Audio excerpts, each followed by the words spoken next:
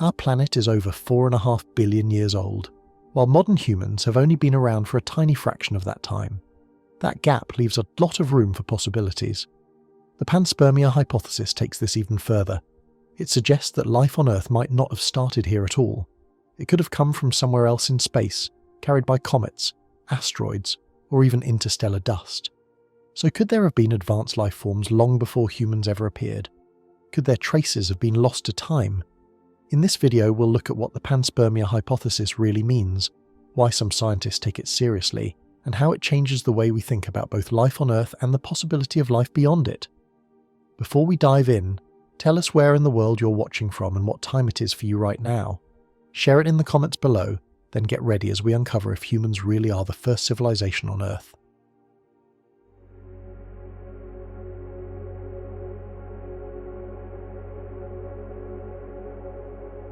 Panspermia is the idea that life might exist throughout the universe and could be spread in many ways.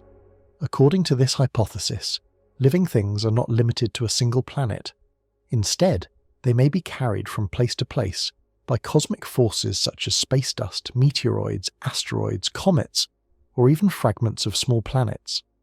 Another possibility is that life can be unintentionally transported by spacecraft through tiny microorganisms that survive the journey. When scientists intentionally imagine such transport, it is called directed panspermia.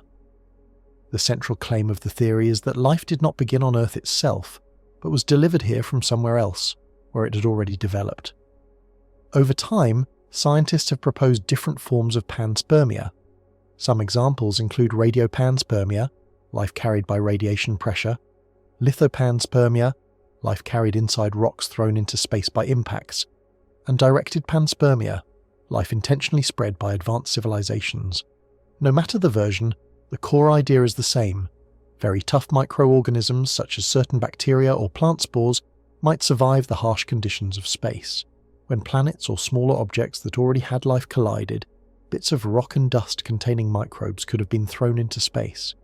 These life-carrying fragments might then have landed on another planet within the same star system, or even travelled across star systems within a galaxy.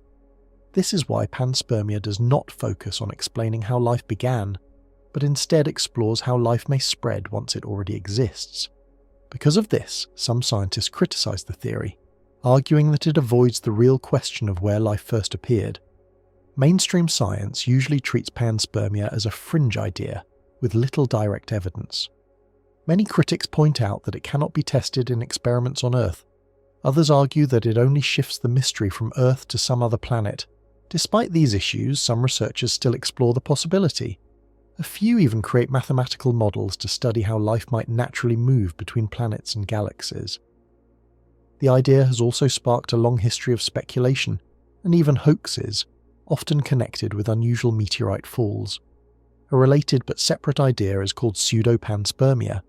This one is much better supported.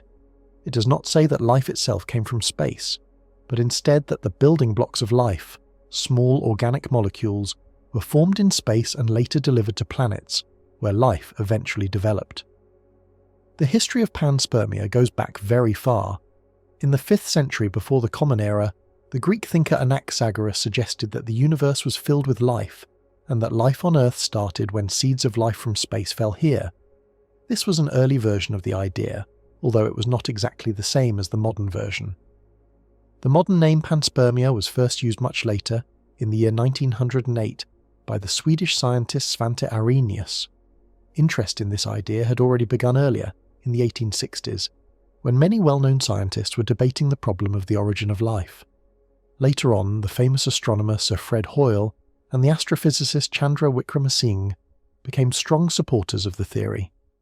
In the 1860s, 3 major scientific developments pushed the question of life's beginnings to the forefront. First, the Kant-Laplace nebula theory of how the solar system formed was becoming popular. It suggested that the young Earth, when it first formed, was extremely hot and could not support life in its early stages. If true, this meant life could not have developed alongside the planet itself. It must have appeared later. Second, Charles Darwin's groundbreaking theory of evolution showed how species change over time.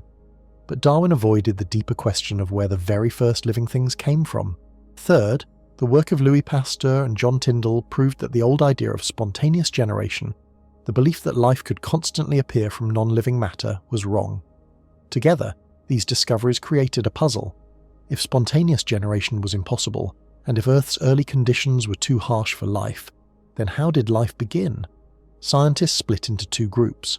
Some accepted Pasteur's results and developed the theory of abiogenesis, the idea that, under special unknown conditions on early Earth, life gradually arose from simple organic material. This theory is still the most widely accepted today.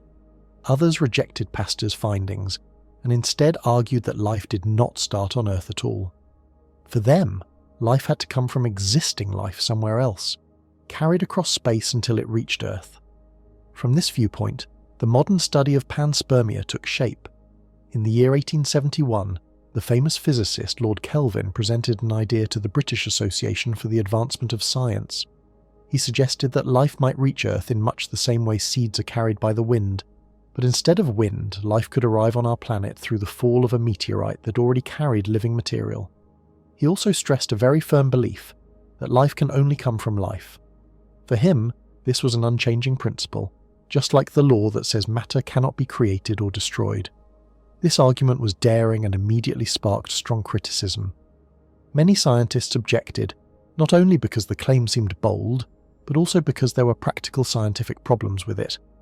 Johann Zöllner, a German scientist, argued that if a meteorite really carried living organisms, those organisms would never survive the fiery descent through Earth's atmosphere. The intense friction and heat, he said, would completely destroy them. The debate continued for years, going back and forth, until a Swedish scientist, Svante Arrhenius, gave the theory a more modern form and even provided it with a name. Arrhenius was skeptical of the idea of abiogenesis, the belief that life could arise from non-living matter, because at that time there was no experimental proof for it. Instead, he believed that life must have always existed somewhere in the universe. His efforts were directed toward finding a mechanism that could explain how this universal life might travel across space. Around that period, scientists had just discovered something fascinating. Light from the sun, or solar radiation, can push against matter and exert pressure. Building on this, Arrhenius suggested that tiny life forms such as bacterial spores might actually be carried from planet to planet by the force of solar radiation. This was a revolutionary idea, because for the first time, panspermia had a potential method of transport, radiation pressure, and a possible vehicle, spores. Still, critics raised new objections. They questioned whether spores could actually survive for the long journeys required to cross the vast, hostile environment of space. Even though the theory was now more scientifically grounded, the biggest problem remained. It was nearly impossible to test. That lack of testability was, and still is, one of the greatest weaknesses of panspermia. Despite these challenges, support for the theory did not vanish. In the 20th century, two scientists, Fred Hoyle and Chandra Wickramasinghe, gave panspermia new strength by offering two main reasons why life might have come from beyond Earth. First, they argued that the early Earth might not have had the right conditions for life to form on its own, but other places in the universe could have been more favourable. Second, they pointed out that certain properties of life on Earth are difficult to explain if one assumes it started entirely here. Hoyle carried out studies on the light spectra of interstellar dust, and concluded that space itself contains large amounts of organic material. He suggested that these were the basic building blocks needed to form more complex molecules. According to him, it was unlikely that this complex chemical evolution happened on the early Earth. Instead, he believed that comets, rich in organic matter, were more likely sources. Hoyle and Wickramasinghe went even further. They argued that the development of life requires massive increases in genetic information and diversity, and such jumps could have been fueled by the constant arrival of new genetic material from space, possibly viruses carried by comets. In one striking example, Hoyle stated during a lecture at Oxford University on January 16, 1978, that there seemed to be a connection between the timing of major epidemics and the close approaches of comets to Earth. He suggested that epidemics might have been triggered by material raining down from these comets. This particular claim drew sharp criticism from many biologists, who found it unconvincing. By the 1970s, planetary exploration had entered a new era. For the first time, data from space missions could potentially be used to test aspects of panspermia and move it closer to becoming a scientifically testable theory. Although the theory has never been fully proven, it continues to be studied even today, both through mathematical modelling and in scientific discussions. Its long history shows that, despite all doubts and controversies, the idea of panspermia has kept its power to fascinate scientists and thinkers for more than a century. For the panspermia hypothesis to work, several important steps must happen. First, organic molecules, the chemical building blocks of life, must have formed in outer space, perhaps to later find their way to Earth. Second, life itself must have begun from these molecules not on Earth but somewhere beyond our planet. Third, this extraterrestrial life must then have travelled to Earth, possibly hidden inside space rocks or other carriers. Today, scientists widely agree on one part of this process: the creation and spread of organic molecules in space. This idea, sometimes called Pseudopanspermia, is no longer considered controversial. Telescopes and probes have detected amino acids and other organic compounds on comets, meteorites, and interstellar dust.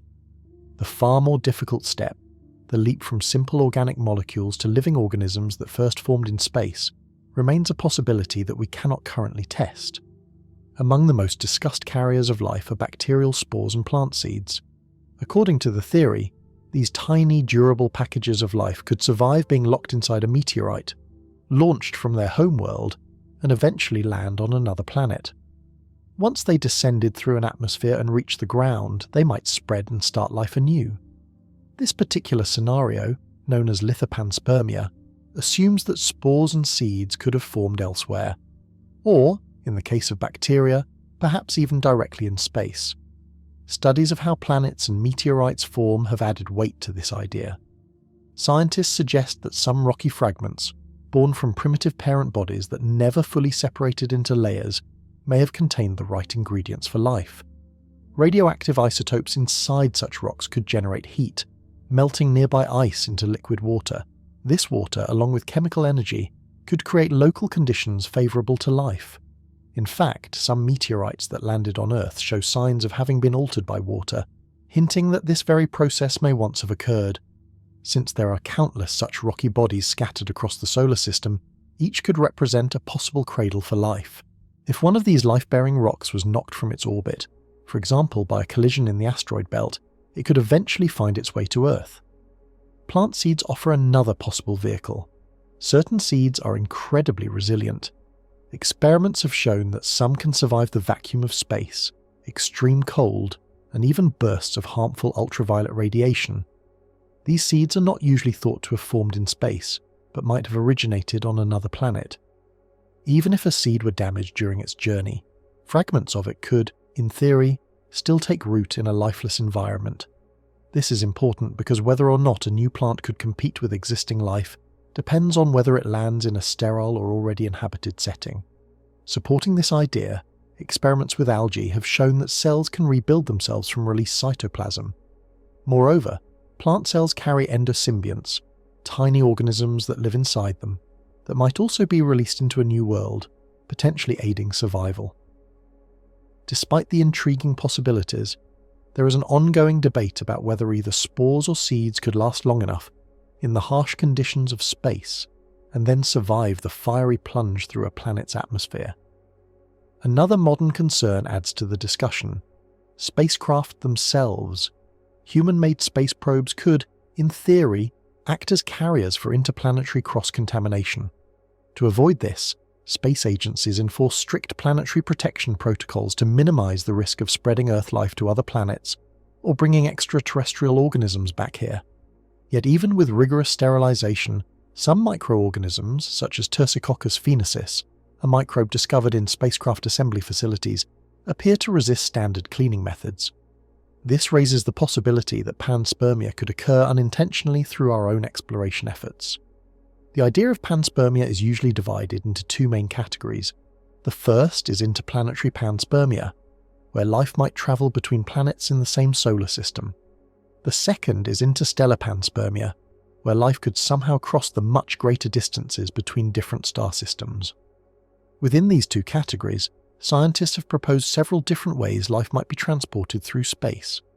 One of the earliest formal versions of this idea came in the year 1903, when the Swedish scientist Svante Arrhenius suggested something he called Radiopanspermia.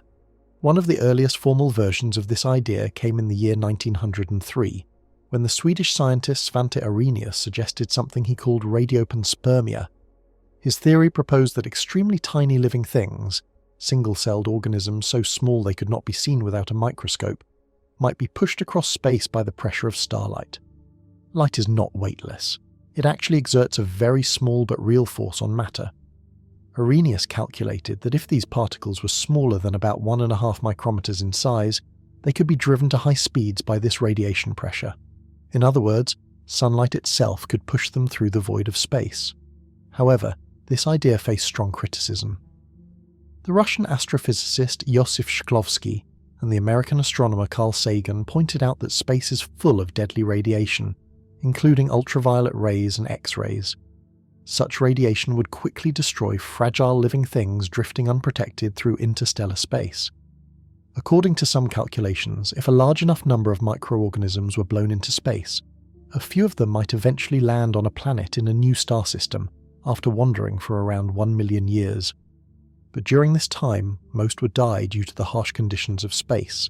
Even so, some scientists have continued to see this theory as at least a remote possibility. To test these ideas, several space experiments were carried out, such as ERA, Biopan, Exostack, and Expose. These studies revealed that spores from bacteria like Bacillus subtilis died within only a few seconds if left fully exposed to space. However, when protected from ultraviolet light by being embedded in materials like clay or meteorite powder, so-called artificial meteorites, the spores could survive for up to 6 years. This showed that protection is absolutely necessary. Without it, ultraviolet and cosmic radiation would break DNA apart into its chemical building blocks. For reliable protection, a rock at least 1 meter wide would be required to shield microorganisms such as bacterial spores from galactic cosmic radiation. Even then, space is still dangerous. The near-total vacuum can itself damage DNA. This makes it highly unlikely that naked DNA or RNA could survive long journeys through space powered only by light pressure.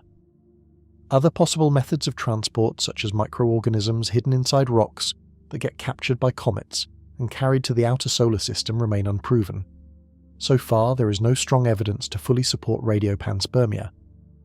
But as planetary science advanced, especially with the discovery of planets around other stars, scientists began to consider another possibility: Lithopanspermia.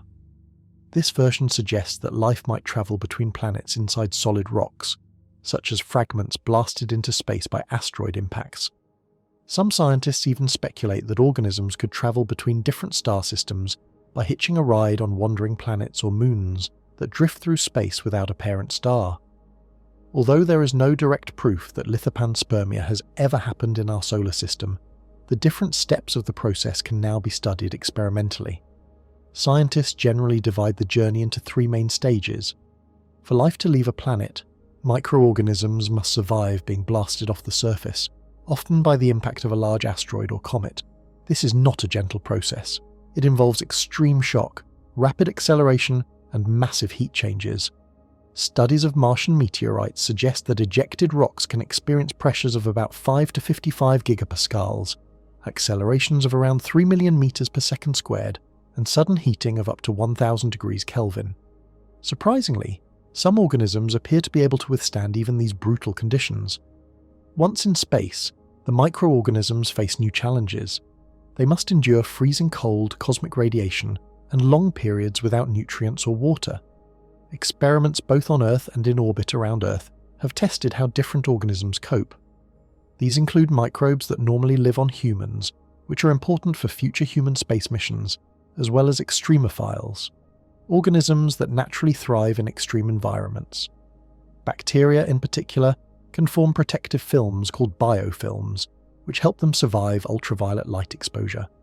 Finally, if the microorganisms manage to reach a new planet, they must survive the fiery re-entry through its atmosphere. This stage can burn away the outer layers of rocks.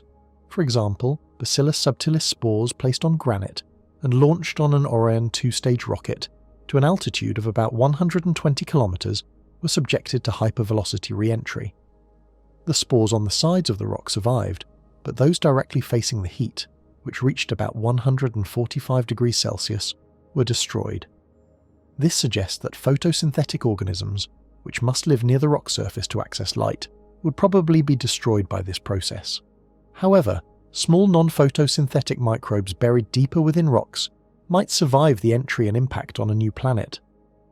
Experiments such as the Stone Project have shown that cyanobacteria, organisms capable of photosynthesis, cannot survive atmospheric entry, but other tougher microbes might.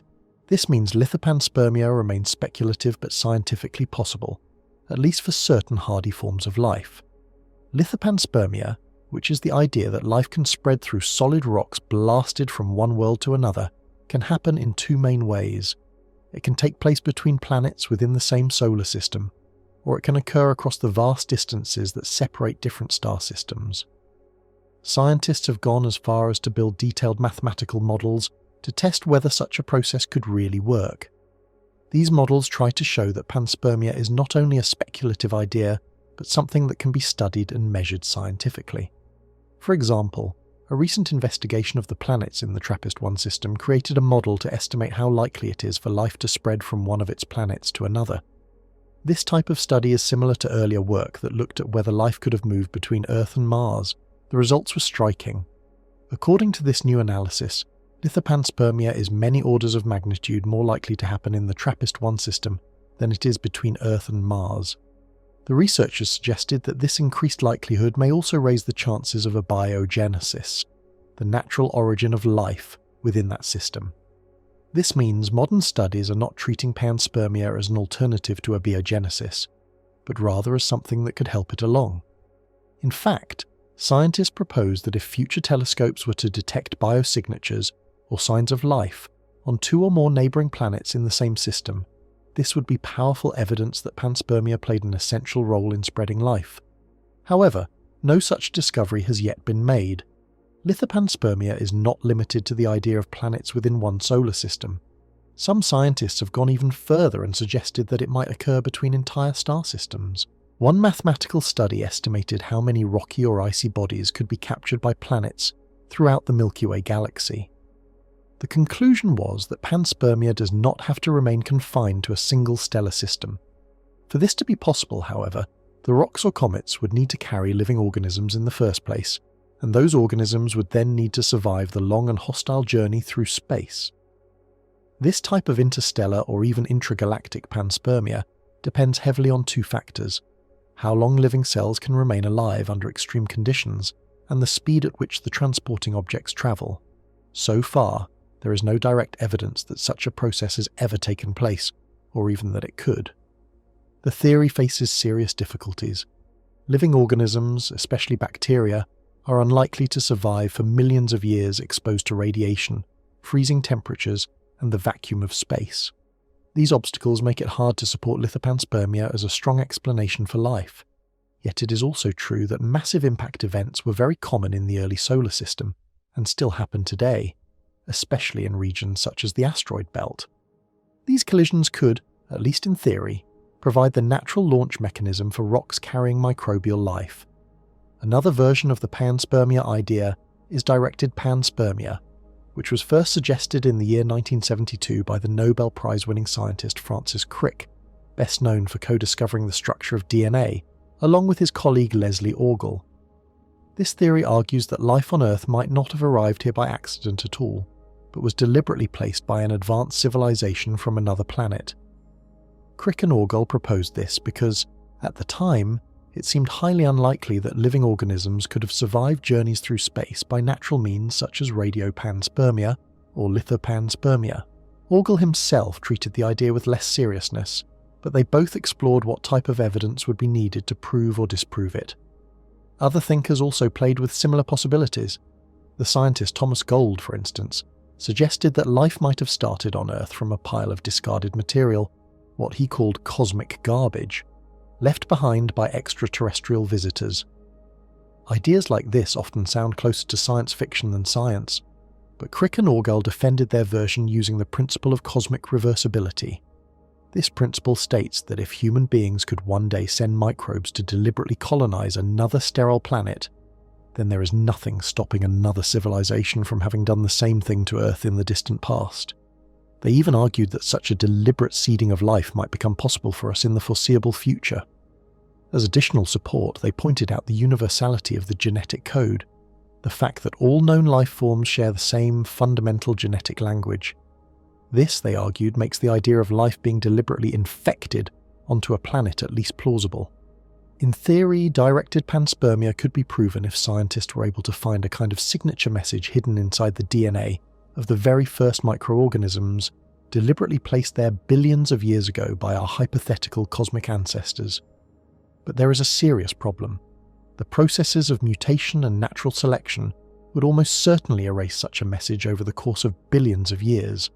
So far, no such signature has ever been found. Back in 1972, both abiogenesis and panspermia were treated as serious possibilities by scientists. Crick and Orgel admitted that there was not enough experimental evidence to decide between them. Today, however, the situation has changed. Stronger evidence exists in favour of abiogenesis as the origin of life on Earth, while panspermia, and especially directed panspermia, remains without convincing support. Pseudopanspermia is a well-supported scientific idea that suggests many of the small building blocks of life, tiny organic molecules such as amino acids and sugars, were not originally created on Earth, but instead came from outer space. According to this view, these molecules formed in cosmic environments, travelled across space, and were eventually delivered to the surfaces of young planets, including Earth, by meteorites, comets, or interstellar dust. Once these chemical ingredients were in place, the process of abiogenesis, the natural emergence of life from non-living matter, could have begun. This means life on Earth may have been kick-started by raw materials that arrived from beyond our planet, and perhaps the same thing could have happened on other worlds as well. There is strong evidence for pseudopanspermia. Scientists have discovered organic compounds like sugars, amino acids, and nucleobases, the very substances that make up DNA and RNA, inside meteorites and other space rocks. Laboratory experiments have also shown that under conditions simulating outer space, the same kinds of molecules can form naturally. One example studied by researchers is a type of prebiotic polyester system, which demonstrates how such materials might have assembled themselves before life began. A particularly famous case tied to this idea comes from the 19th century. On the 14th of May in the year 1864, about 20 fragments of a meteorite fell near the French town of Orgueil. One fragment was carefully preserved in a sealed glass container. More than 100 years later, in 1965, this preserved piece drew worldwide attention when it was reported to contain what looked like a plant seed capsule embedded inside, still surrounded by an untouched outer layer of fusion glass created during the meteorite's fiery passage through the atmosphere. At first, the discovery seemed astonishing, as if it were direct proof that life existed in space. But upon careful study, the seed turned out to be from a European rush plant, belonging to the Juncaceae family. It had been deliberately glued into the fragment and disguised with coal dust, while the supposed fusion layer was nothing more than hardened glue. Although the true identity of the hoaxer remains unknown, historians believe their intention was not to promote panspermia, but rather to sway the heated 19th century debate about spontaneous generation, the idea that life could form directly from non-living matter here on Earth. In more recent times, a mysterious object reignited discussions about life beyond Earth. In the year 2017, the Pan-STARRS telescope in Hawaii detected an unusual reddish object passing through our solar system. It displayed rapid and periodic changes in brightness, which suggested it was long, thin, and tumbling as it moved. Its trajectory showed that it did not come from within the solar system, but was instead an interstellar visitor, later named Oumuamua. What puzzled scientists was its behaviour. The object accelerated as it moved away from the Sun, yet showed none of the typical outgassing expected from comets or asteroids. Avi Loeb, an astronomer from Harvard University, argued that the lack of a natural explanation might mean Oumuamua was an artificial structure, possibly a solar sail created by an extraterrestrial civilization. If true, This would provide indirect support for the possibility of directed panspermia, where life could be intentionally spread through the cosmos. However, many other researchers strongly disagreed, suggesting more conventional explanations, and the debate remains unresolved. Finding the hidden traces of an earlier advanced civilization buried within the Earth's deep history is an enormous task. Finding the hidden traces of an earlier advanced civilization buried within the Earth's deep history is an enormous task. Unlike the clear and obvious remains of modern people, our roads, skyscrapers and machines, an ancient civilization that lived long before us might have disappeared so completely that only the faintest signs of its existence remain. These signs are not obvious statues or buildings, but delicate imprints locked away in layers of rock, soil, and minerals. To uncover them, scientists must work with an open mind, studying the geological record with great care, looking for unusual signals that nature alone could not have left behind. One of the most telling clues comes from strange patterns in sediments, the layers of sand, clay, and silt that slowly build up over thousands and even millions of years. Normally, these layers form in a predictable way, but large-scale human-like activity, such as mining, construction, or reshaping landscapes, could disrupt this natural order. Imagine stumbling upon a layer of Earth that is far thicker than expected, or one that contains materials not normally found in that environment. Such a discovery might point to times when ancient beings altered the land, processed vast amounts of material, or reshaped their surroundings. Within these unusual layers, scientists may find unexpected concentrations of metals, synthetic compounds, or industrial byproducts, substances that nature would not easily create on its own. Another powerful clue comes from isotopes, which are different forms of the same chemical element. In nature, the ratios of isotopes, such as those of carbon, nitrogen, lead, copper, or iron, usually follow stable patterns. But technological processes, like smelting metals, mixing alloys, or running chemical reactions, can disturb these ratios. If a scientist discovers rocks or sediments where isotopic levels suddenly shift beyond what nature could explain, this could serve as a chemical fingerprint of advanced industry. These isotopic scars are like echoes of ancient factories, preserved in stone for countless ages. Minerals themselves may also carry secrets. Some crystal structures or metal concentrations are so unusual that they can only be explained by deliberate technological effort. For instance, if high-temperature minerals are discovered in places where no natural volcanic activity occurred, or if synthetic materials resembling early ceramics or metalworking waste are found fused into sediments, these would strongly hint at deliberate technological activity. It would be as if a lost civilization had left behind fragments of its tools or industries, hidden in the bedrock of time. All these strange signals, sediment layers, isotopic shifts, and unusual mineral deposits, together weave a quiet story, one that suggests human-like or perhaps even alien influence long before our own time. The Earth, in this way, becomes a great library, with each rock and layer a page containing memories of past events. To read this story, however, scientists must carefully separate natural processes from unnatural ones. This is no easy task. Over the course of millions of years, the Earth has been reshaped by volcanoes, earthquakes, floods, erosion, and the constant movement of its tectonic plates. These natural forces can create rock formations that look artificial or erase genuine traces of past technology.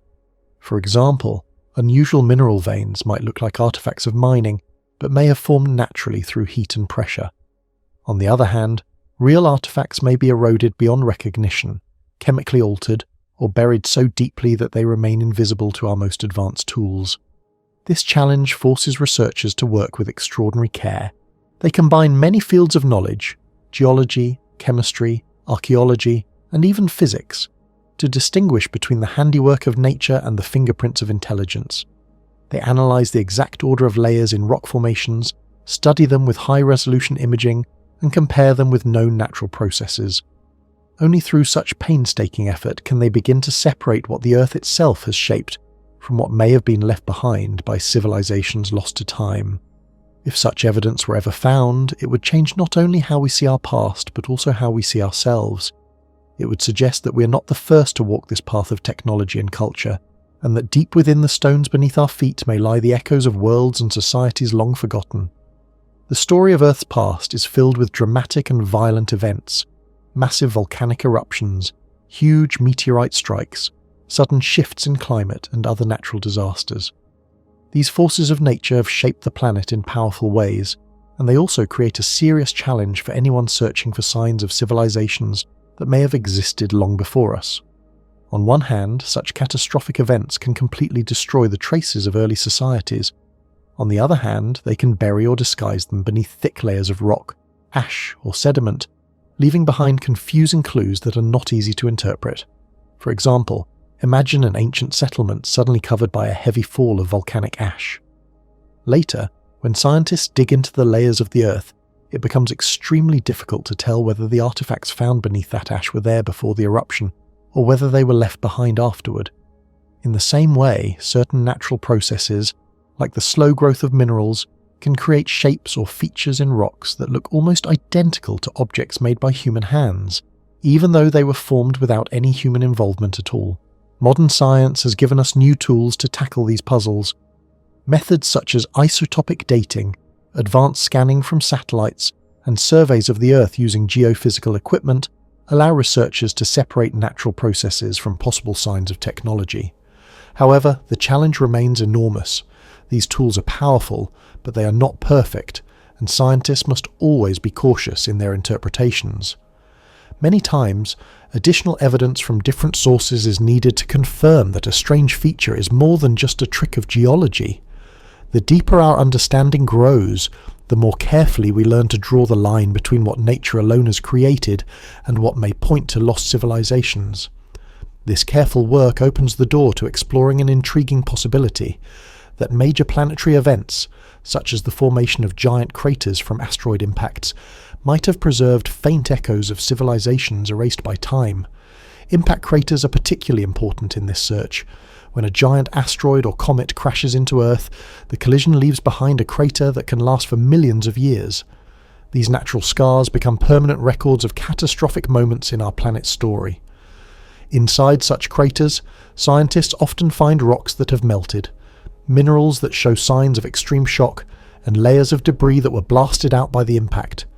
By carefully dating these materials, researchers can determine exactly when the event occurred. Now imagine if such a cosmic strike happened during the time when an advanced civilization existed. The violence of the impact might have destroyed much of their world, but at the same time it could also have sealed away subtle traces of their presence. Unusual combinations of minerals, strange chemical residues, or anomalies in the composition of rocks could provide hints that a technologically capable society once lived on Earth. Other planetary events, such as gigantic volcanic eruptions or massive earthquakes, also play a key role in this story. When supervolcanoes erupt, they throw out ash that spreads across continents, creating layers in the ground that can be traced for thousands of miles. If a civilization existed before or during such an eruption, the evidence of their lives, tools, fragments of buildings, or even traces of agriculture might have been buried under these layers. Over thousands upon thousands of years, these deposits can act like a protective blanket, sealing and preserving the remains of forgotten societies beneath the surface of the Earth. These violent events also affect the climate and environment, which in turn shape what is preserved and what is lost. A sudden climate shift may cause materials to rot away more quickly, or, in certain conditions, it may preserve them with remarkable detail. For example, the extreme heat and pressure created by an asteroid impact can forge new minerals that do not normally occur in nature. If such minerals are found together with other unusual features, they might serve as indirect evidence of past civilizations, especially when they coincide with archaeological-like markers. When we look at the very deep record of Earth's history, the role of these planetary catastrophes becomes even more striking. They are both destroyers and preservers. They erase much, but at the same time, they capture moments in time that may include signs of civilizations long lost to memory. This leads to another important question. What about natural records beyond rock and craters? What about the secrets hidden in the deep layers of the oceans or trapped within the ice of the polar regions? Deep-sea sediments and ice cores are among the most valuable natural archives we have. They hold detailed records of Earth's environment, Stretching back hundreds of thousands to millions of years, these natural archives are like slow-building diaries of the planet, recording every change in the air, the oceans and the land. Because of this, they provide scientists with one of the best chances of detecting evidence of civilizations that existed long before the dawn of recorded history. On the ocean floor, sediments build up slowly year after year. They contain minerals, tiny fossils, bits of organic matter, and even microscopic dust from space. Within these layers, scientists sometimes detect unusual chemical signals or rare elements that do not fit normal patterns of nature. Imagine finding higher than expected levels of metals like gold, platinum, or rare earth elements. Such anomalies could hint at activities like mining, metallurgy, or chemical engineering carried out by an unknown civilization in the distant past. In the frozen regions of the Earth, ice cores provide an equally valuable record. When scientists drill into the thick sheets of ice in Antarctica or Greenland, they bring up long cylinders of frozen history. These cores contain layers that reveal the composition of the atmosphere, past volcanic eruptions, and even traces of pollution. If scientists were ever to find synthetic chemicals, such as man-made industrial compounds, locked away in layers that predate modern times, it would suggest something astonishing: that unknown societies, long before our own, had the knowledge and ability to produce such substances. The analysis of these materials requires the most advanced tools of modern science. Techniques like mass spectrometry, isotope studies, and high-powered radiation analysis allow scientists to detect even the tiniest traces of unusual substances. These methods can help separate what is purely natural from what might have been influenced or created by technology. For instance, if the isotopes of certain elements in sediments or ice layers show signs of artificial manipulation, it could point toward resource extraction, manufacturing, or other complex activities. For this reason, deep-sea sediments and ice cores stand at the cutting edge of the search for hidden civilizations. They offer a timeline, layer by layer, that allows scientists to see changes in Earth's environment in exact order. When combined with today's best scientific tools, these records could reveal traces of societies that no history book has ever described. To build on this foundation, modern methods of dating, the science of geochronology, become absolutely essential. These techniques allow us to place a precise time marker on geological formations, mineral layers, and even the faintest alterations in Earth's crust. Without such dating, strange signals in the Earth would remain only curiosities. With it, they can become part of a timeline, one that may one day show us that civilizations rose and fell on Earth long before our own time. One of the most important tools scientists use to measure the deep history of our planet is radiometric dating. This method relies on the natural breakdown or decay of unstable atoms, called isotopes, inside rocks and minerals. By carefully studying how these isotopes change over time, scientists can calculate the age of the material that contains them. For example, in uranium-lead dating, researchers measure how uranium inside a mineral slowly transforms into lead. This technique is especially useful for zircon crystals found in ancient volcanic ash layers. Since zircon is very tough and durable, it can survive for billions of years, keeping a precise record of when the volcanic eruption happened. By dating these crystals, scientists create a reliable timeline, which can then be compared with other geological features. When scientists notice something unusual, such as odd amounts of certain elements or strange mineral structures, they turn to the field of geochronology to investigate further. These anomalies might point to natural processes, but in rare cases they could also raise the question of whether they were influenced by artificial or technological activity, perhaps even by a civilization that existed long before humans. Other dating methods also play a key role. For instance, argon-argon dating helps researchers establish the exact age of volcanic eruptions and the ash layers connected to them. These ash deposits act like bookmarks in time, giving scientists a clear point of reference when trying to place artifacts or unusual features within a broader historical timeline. Similarly, thermochronology, which measures how rocks have cooled as they were exposed or buried by tectonic forces, can reveal when certain regions of the Earth's crust shifted. Such events might have exposed hidden structures, or conversely, buried them deep underground, influencing how well they are preserved. In addition to these radiometric techniques, scientists are now using isotope geochemistry, which studies the stable forms of elements. By analysing subtle differences in isotopic ratios, they can reconstruct past environmental conditions. Shifts in the balance of carbon or oxygen isotopes, for example, might suggest large-scale changes in the environment, changes that could even be consistent with industrial activity, if such activity ever occurred in the distant past. Even though these tools are extremely powerful, they are not perfect. The success of any dating method depends on whether physical evidence has survived and on the context in which it is found. As researchers explore deeper into Earth's geological layers, they must be very careful in interpreting what they find. Without caution, there is always the risk of confusing natural geological processes with possible traces of something artificial. This naturally leads to fascinating questions. How far can our current methods go? And do they have the power to uncover the faintest signs of civilizations that may have come long before us? Yet, while these geological techniques have completely changed the way we understand Earth's ancient history, they also face important limits. One major limitation comes from the vast scale of time involved. If civilizations existed millions of years ago, the traces they left might be extremely fragile or temporary, and over such immense timescales, Earth's surface is constantly being reshaped. Forces such as erosion, sediment buildup, shifting tectonic plates, and repeated volcanic eruptions are always at work, erasing and rewriting the planet's surface. A civilization that built mostly with materials that decay quickly, or that left behind only a few durable artifacts, could be almost invisible to us today after millions of years of geological change. Another limitation lies in the resolution of dating methods. Radiometric dating and isotope studies work best within certain time ranges.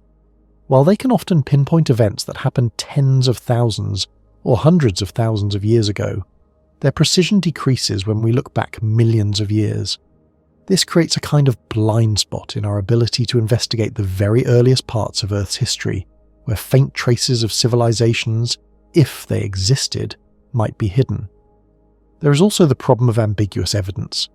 Sometimes signals such as unusual isotopic patterns, altered sediments, or modified mineral deposits could be the result of natural processes, or they could be something else entirely. Distinguishing between the two requires not just technical skill, but also careful interpretation, and even then the conclusions can remain uncertain. On top of that, there is the issue of preservation bias. Certain environments, such as caves or stable mineral deposits, are much better at preserving artifacts and structures. Other environments, like wetlands, jungles, or active tectonic zones, are far less kind to ancient remains, causing them to decay quickly or vanish altogether. This means that even if civilizations once thrived in some areas, the geological record might not have preserved any trace of them. Because of these challenges, our geological toolkit, as powerful as it is, still gives us only a partial view of Earth's deep past. This raises thought-provoking possibilities.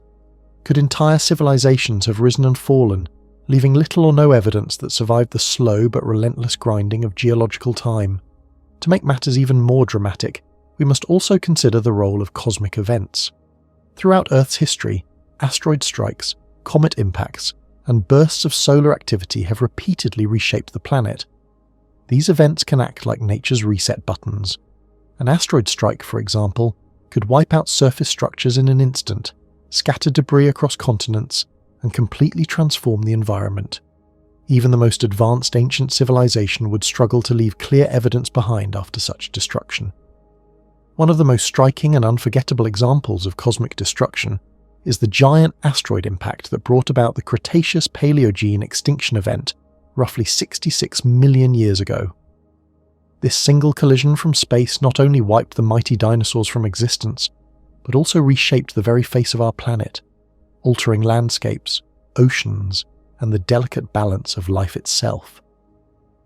Such colossal impacts leave behind unmistakable marks in the geological record. Thin layers rich in the rare element iridium, grains of quartz that were shocked by the unimaginable pressure of the impact, and massive craters that scar the Earth's crust. These signs remain like ancient fingerprints, detectable long after the event itself has passed. Yet if there had been an advanced civilization before such a catastrophe, its cities, artifacts, and traces of culture might now lie hidden beneath mountains of debris, worn away by countless ages of erosion, or even transformed by heat and pressure into new types of rock, leaving virtually nothing visible to the naked eye. But asteroids are not the only cosmic dangers. Other violent events in the universe, such as exploding stars known as supernovae or sudden blasts of deadly radiation called gamma-ray bursts, could also have changed the fate of life on Earth. These bursts of cosmic energy could strip away parts of our atmosphere, poison the climate for thousands of years, and cause prolonged periods of environmental stress. Under such conditions, not only living creatures but also the technological creations of any earlier civilizations could be damaged or completely destroyed. The harsh radiation, together with changes in the atmosphere, might speed up the processes of erosion and sedimentation, wiping clean the surface of the Earth like an old slate and erasing any lingering signs of a society that once might have thrived. We must also remember that these cosmic impacts rarely act alone. Their arrival often triggers a chain of secondary disasters: furious volcanic eruptions, sudden and extreme climate swings, massive floods, and long winters filled with dust and ash. Each of these secondary effects could further bury, shatter, or erase whatever remnants of a past civilization might have remained. For scientists who carefully study the Earth's hidden history, archaeologists searching for cultural traces, and geologists deciphering the language of rocks, such destructive forces present an almost insurmountable challenge. Yet there is a fascinating paradox in all this. While these catastrophic events can wipe away the delicate footprints of ancient societies, they also leave behind clear and unique signatures of their own. If researchers learn how to read these signs correctly, the same rocks and minerals that once hid a civilization's traces may reveal deep truths about the violent past of our world. Fossils hold priceless records of our planet's faraway past. They allow us to peek into the story of life that once thrived long before human beings came into existence, showing us how creatures evolved and how diverse life on Earth has always been. For the most part, fossils are understood as the remains or impressions of once living plants, animals, and microorganisms. Yet, every now and then, strange and puzzling fossil discoveries come to light, finds that do not quite fit the usual explanation of biology. These oddities stir curiosity and invite us to wonder whether some of them might have origins that are not strictly natural, perhaps even pointing to ancient civilizations or lost technologies from unimaginably distant ages. One especially fascinating category of these unusual fossils involves mineral shapes and microscopic patterns that do not look like anything we would expect from living organisms. Some scientists have reported fossils with geometric designs, symmetrical arrangements, or intricate repeating patterns that resemble human engineering more than nature's handiwork. Imagine stumbling upon crystal-like structures that appear almost machine-made, with repeating lines and fractal-like detail, all locked within a rock millions upon millions of years old. Such formations make us pause and ask whether they could be traces of something more than simple natural processes. Even more mysterious are fossils or rock layers that contain carbon-rich material or metallic particles with unusual shapes. In certain cases, these inclusions display surfaces so smooth and regular, or structures so layered and organized, that they look strangely similar to fragments of devices or tools. Some even contain delicate grooves, tiny ridges, or perfectly round openings that seem mechanical rather than biological. If such features are confirmed to exist alongside ordinary fossils of plants and animals, the question becomes unavoidable. Could these be whispers of technology left behind by beings other than ourselves? Another line of investigation involves looking for chemical and mineral clues that nature cannot easily explain on its own. In some places, researchers have noticed traces of elements or alloys, combinations of metals, that do not normally appear in natural fossilization. Others have found signs of materials that look as though they were exposed to intense heat or artificial processes, as if they were manufactured long ago. These discoveries, though rare, could point to deliberate creation rather than chance geology, especially if they are closely tied to other puzzling structures in the same layer of rock. There are also reports of fossilized shells or bones that seem to bear markings unlike anything expected from natural wear or animal activity. Some of these markings look so precise, so patterned, that they resemble engravings or carvings. If they truly were made with intent, then they might represent evidence of craftsmanship, or perhaps even machinery, used by beings long since gone from the Earth. Taken together, These strange discoveries remind us that while most fossils are straightforward records of life's unfolding story, a small handful stand out as mysteries. They challenge us to widen our perspective and ask if our planet's deep history might include chapters we have yet to imagine, chapters that may hint at civilizations or technologies erased by time. Spotting such anomalies is no simple task. It requires scientists to notice when something strays from the usual patterns of biology. Fossils of shells, bones, or leaves are familiar and expected. But what about mineral deposits that mimic man-made objects?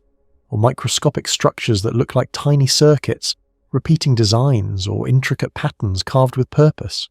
Features like these could be signs of something beyond natural biology, maybe even evidence of lost engineering.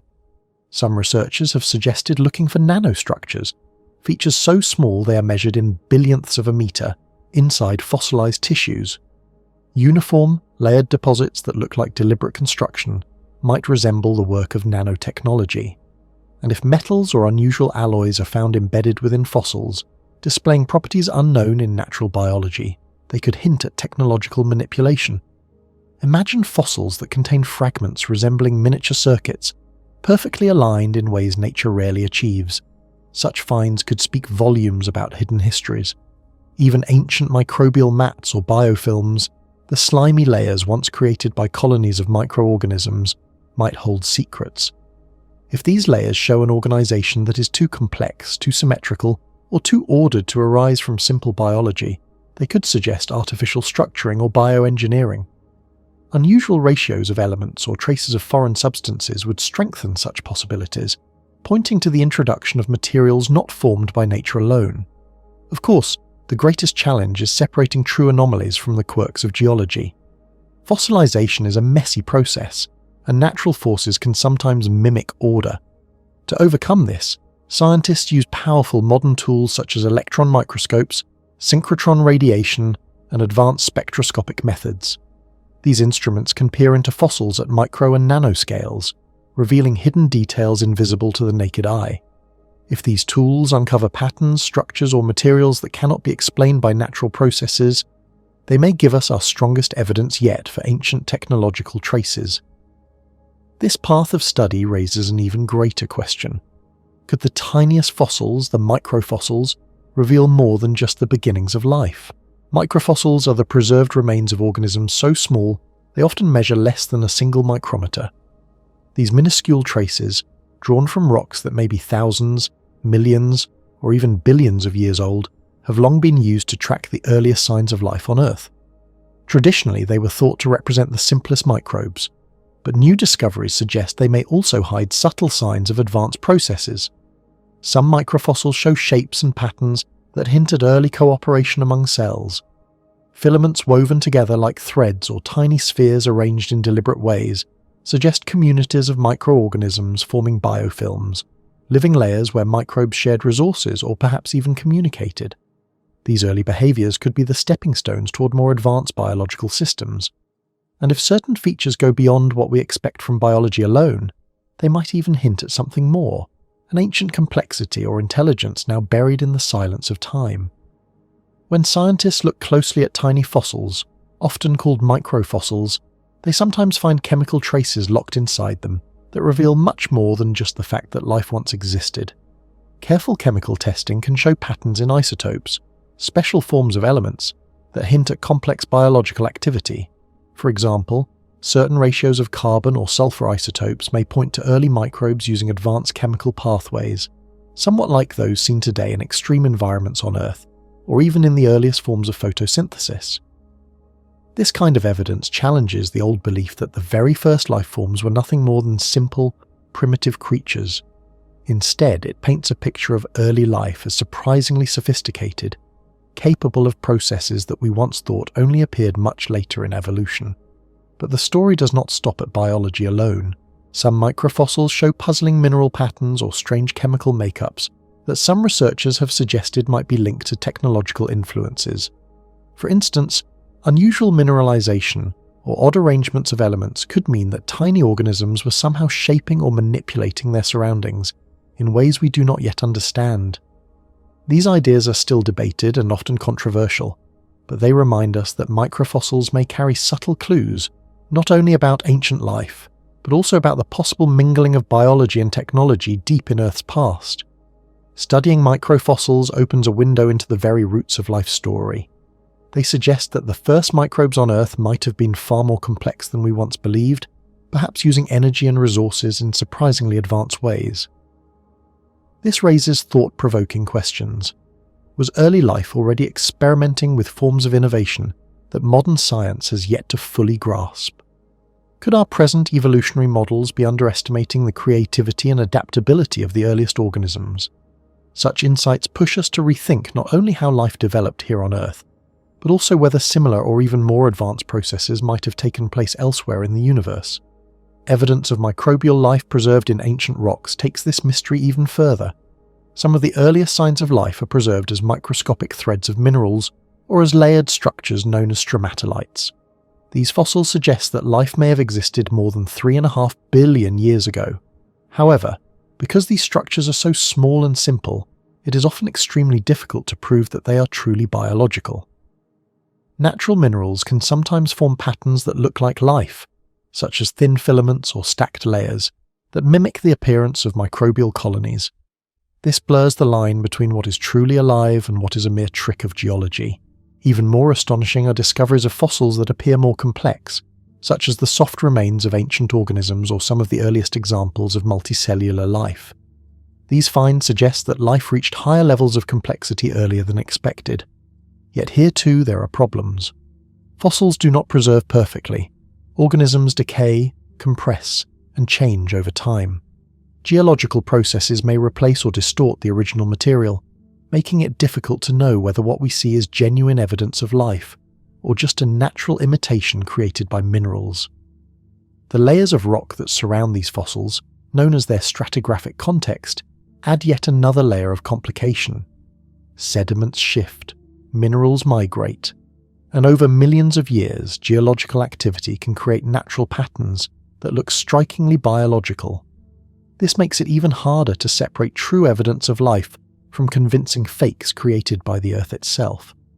To solve these puzzles, scientists use powerful tools, microscopes, isotopic studies, and chemical testing to search for the fingerprints of life, such as certain ratios of isotopes or the presence of organic molecules. Yet even with these advanced methods, the danger of false positives remains high, especially with extremely ancient and altered specimens. This is why researchers must be both cautious and creative, drawing on many different scientific fields to uncover the truth about these tiny ancient clues. This difficulty becomes even greater when scientists ask whether some fossil-like structures might not be natural at all, but instead the traces of ancient technology. Distinguishing between natural geology and possible artifacts of long-lost civilizations is one of the hardest challenges in both paleontology and astrobiology. Many natural processes, like mineral concretion, pressure, or crystal growth, can produce shapes that mimic tools or even artificial objects. A symmetrical crystal, for example, might look like a carefully shaped tool, while certain mineralized bacterial colonies can appear like carved or patterned surfaces. Making matters worse, if any technological artifacts did exist in Earth's deep past, they would have been subjected to hundreds of millions of years of erosion, heat, pressure, and chemical change. Even the strongest materials would likely have been transformed beyond easy recognition. Without unmistakable contextual evidence, like tools found together, clear marks of manufacture, or distinctive placement in the layers of rock, it becomes almost impossible to prove whether a strange fossil is natural or artificial. And yet, the possibility remains fascinating. Some unusual fossilized structures provoke speculation. Could they be the faint remains of ancient machinery or tools, preserved in stone from ages long before recorded history? Although these ideas remain controversial, they stir the imagination and remind us that the Earth may still hold secrets that challenge everything we think we know about life, technology, and the history of our world. One of the most widely discussed and hotly debated examples in the search for hidden chapters of Earth's past involves strange formations that appear in certain layers of sedimentary rock. These formations are not random lumps of stone or vague patterns left by water or wind. Instead, they sometimes reveal shapes that are symmetrical, geometrically precise, and arranged in complex ways that raise immediate questions. To the eye of an ordinary observer, they may look like odd but natural decorations hidden within the stone. To the eye of a trained geologist or archaeologist, however, they can seem unsettlingly artificial, as if nature had borrowed a page from the blueprint of an engineer. Such structures often give the impression that they could not have been shaped only by slow, geological forces such as mineral growth, erosion, or sediment compaction. Some of them show balance and repetition in ways that mimic the patterns of human-made objects. For instance, there have been reports of inclusions inside fossils that look metallic, with layered textures resembling forged or processed material. These inclusions, when viewed under high-powered microscopes, sometimes reveal patterns that appear similar to gear-like teeth, the curves of hinges, or even components that echo the basic outlines of mechanical devices. To those who are inclined toward bold interpretations, such shapes could be seen as remnants of very simple tools or pieces of primitive machinery that were somehow preserved and buried within the ancient rock record. When researchers first came across these anomalies, the reaction was mixed. Some saw them as the possible whispers of lost craftsmanship, traces of technological activity that might reach back to a time before humans ever walked the Earth. Others urged caution, pointing out that many natural processes are capable of creating order and complexity without the guiding hand of a designer. The history of science is filled with examples where natural crystals, mineral veins, or fossilized structures were mistaken for artifacts, only for later study to reveal their purely geological origins. Critical voices emphasize the need for skepticism and the careful testing of extraordinary claims. What looks like a gear tooth under one angle might turn out to be nothing more than the sharp edge of a crystal lattice when examined more thoroughly. Minerals can grow into strikingly regular geometries through entirely natural processes. Certain silicate compounds, for example, are well known for forming hexagonal or cubic patterns, which can easily trick the eye into thinking they are artificial constructs. These are often called pseudofossils, natural structures that resemble fossils or artifacts, but are not biological or artificial in origin. Another problem arises from the survival of materials over immense spans of time. Metals, unlike stone or bone, do not preserve easily across millions of years. Iron rusts and crumbles, copper corrodes into greenish dust, and even gold can be altered or dispersed under the right chemical conditions. When exposed to water, oxygen, or buried under shifting sediments, any metallic object left behind for tens of millions of years would most likely be eaten away, leaving behind only faint chemical shadows. This means that even if some ancient civilization or unknown intelligence once crafted metal tools, the odds of those tools surviving intact until today would be incredibly slim. More often than not, the surrounding rock would replace the original structure molecule by molecule, erasing its true nature while leaving behind a misleading phantom image. Equally important is the context in which such odd structures are discovered. A single anomaly, no matter how striking it may appear under the microscope, is not enough to rewrite history. An isolated gear-shaped inclusion could just as easily be a freak product of mineral crystallization as the tooth of some forgotten device.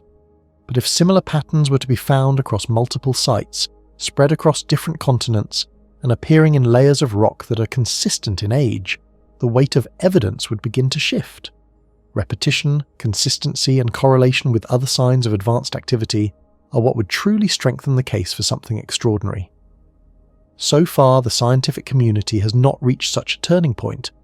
A number of findings remain intriguing, puzzling, and difficult to dismiss outright, yet they stop short of offering conclusive proof. The possibility that fossils or mineral formations might conceal the traces of ancient machines or tools has not been decisively confirmed. For now, the idea hovers in the space between speculation and evidence, attracting the curious while also fueling the cautious skepticism of those who demand undeniable proof before entertaining such radical claims. This uncertainty naturally stirs up deeper questions. If such formations are not simply tricks of geology, what would they imply? Could the fossil record, that vast and layered archive of life on Earth, carry hints that civilizations existed long before humans emerged? Might there have been societies that mastered at least some level of technology, leaving behind traces too faint or too distorted to be easily recognized today? These questions, unsettling as they may be, deserve careful exploration because they strike at the very heart of how we understand the story of life and intelligence on our planet. The fossil record is the primary lens through which scientists study Earth's deep past. It is the grand archive carved into stone, stretching across billions of years, recording the rise and fall of countless species. Each layer tells a story. Ancient seas where trilobites scuttled, lush forests where dinosaurs thundered, barren plains where early mammals crept. For more than a century, fossils have served as the most direct evidence of evolution, offering a timeline that shows how simple organisms slowly gave rise to the complexity we see today. But if one dares to ask whether pre-human civilizations might be hidden in that record, the challenges quickly multiply. The process of fossilization is selective and unforgiving. Soft tissues, fragile materials, or anything not made of durable mineral or bone rarely survive the passage of time. A wooden spear, a woven basket, or even a finely crafted metal blade would stand little chance of enduring millions of years beneath shifting sediments. Most of these items would rot, corrode, or be chemically altered until nothing recognizable remained. As a result, what we see in the fossil record is heavily biased toward bones, shells, and the occasional imprint of leaves or skin. If an advanced civilization had once thrived in some forgotten era, its everyday tools and technology might have vanished long ago, erased by the patient hands of geology. This bias makes the hunt for evidence of ancient civilizations extraordinarily difficult. Many features that could, in theory, point toward intelligent activity are easily dismissed because they resemble natural formations. A layer of unusual mineral deposits might be waved away as a volcanic product. A suspiciously regular stone formation might be chalked up to fracturing or erosion. Even if anomalies exist, they could be buried under kilometers of rock, invisible to us without the most advanced tools. Still, some discoveries spark curiosity. In certain cases, unusual isotopic ratios or strangely preserved materials have been found in fossil layers. These hints are tantalizing, for they could suggest processes that deviate from purely natural geological history. Some have interpreted them as possible fingerprints of advanced activity, perhaps the waste of industry, the byproduct of unusual energy use, or even the deliberate manipulation of materials. Yet these ideas often lack the broader context needed to solidify them. Without artifacts, structures, or clear signs of organized activity, such signals remain ambiguous, open to interpretation, and often set aside by mainstream science. On the other hand, the fossil record also provides indirect reasons to keep an open mind. There are sudden appearances of mineral deposits that do not fit neatly into known cycles. There are unusual assemblages of microscopic fossils that suggest environments altered in unexpected ways. Some researchers have even argued that large-scale environmental shifts could, in theory, be linked to ancient industrial activity. For example, if a civilization had once exploited coal, oil, or metal ores on a vast scale, the chemical scars of such activity might still be detectable today. Yet again, separating these possibilities from purely natural processes is one of the greatest obstacles scientists face. As things stand, the fossil record seems to lean against the idea of clear, well-preserved traces of civilizations that predate humanity. It does not shout with undeniable artifacts, but instead whispers with ambiguities. The absence of direct evidence does not necessarily mean absence of possibility, but it does underline how challenging the search is. If there is truth to be found in these whispers, then better tools, sharper techniques, and more innovative ways of studying Earth's archives will be necessary. Fortunately, the tools of science are evolving, and with them, the ability to peer deeper into the hidden layers of Earth's past. Traditional fossil hunting methods rely heavily on what can be seen at the surface or uncovered through excavation. Archaeologists once spent lifetimes sifting through dirt and stone with brushes and chisels, guided only by the clues that nature chose to leave visible. But in recent years, new technologies have opened up realms that were previously beyond reach. Ground-penetrating radar, for instance, allows researchers to look beneath the surface without digging, sending waves of energy into the ground that bounce back when they encounter something solid. With this method, one can detect buried shapes and structures, sometimes revealing what looks like the outlines of walls, chambers, or even tools embedded in rock. When combined with three-dimensional seismic imaging, the picture becomes even clearer, offering maps of underground layers that might hold secrets invisible from the surface. These imaging techniques become even more powerful when joined with artificial intelligence. Machine learning algorithms can sift through massive data sets, picking out patterns that a human eye might miss. An unusual alignment of shapes, a suspiciously regular pattern in sediment layers, or a cluster of anomalies in the chemical composition of rocks can all be flagged for further study. In this way, technology becomes an ally in narrowing the search for the truly extraordinary. Spectral imaging provides another tool in this quest. By capturing light not just in the visible range but also in infrared and ultraviolet, scientists can detect chemical signatures that are otherwise invisible. A rock that appears perfectly ordinary to the naked eye might, under spectral analysis, reveal traces of pigments, metals, or compounds that suggest artificial alteration. This method can even be applied from the air, using drones or satellites to scan vast landscapes. Entire regions can thus be surveyed for anomalies that might indicate past human or perhaps non-human activity. Another promising frontier lies in isotope analysis. Clumped isotope thermometry, for example, can provide information about the exact temperatures and conditions under which a material formed. If a mineral deposit reveals a thermal history inconsistent with natural geological processes, it could point to heating or alteration caused by intelligent activity. Similarly, unusual isotopic ratios in carbon, sulfur, or other elements might suggest processes linked to industry or energy use, rather than natural cycles. Even more detailed insights can come from microcomputed tomography, often called micro-CT scanning. This technology allows scientists to create highly detailed three-dimensional images of objects without breaking them apart. Fossils encased in stone can be studied in minute detail, down to microscopic ridges and textures. If a supposed artifact bears tool marks, carvings, or internal structures that hint at deliberate design, micro-CT could reveal them without damaging the specimen. Taken together, these tools dramatically expand the possibilities of discovery. They make it possible to distinguish between nature's clever tricks and the genuine signs of ancient craftsmanship. They allow researchers to reach deeper into Earth's past, not just in terms of depth beneath the ground, but also in terms of subtlety, precision, and the kinds of questions that can be asked. Each advancement brings us closer to the ability to answer whether our planet once hosted civilizations that have since slipped into the abyss of time, leaving behind only faint and fragile echoes. Archaeological mysteries that suggest the presence of ancient civilizations not made by humans often stand in sharp contrast to what most experts expect to find. They force researchers to pause, rethink, and sometimes even challenge long-held beliefs about the story of humankind. These mysteries take many forms, ranging from strange artifacts to unusual structures, and when examined closely, many of them appear to clash with what we know about the abilities, time periods, or cultural traditions of the people who supposedly created them.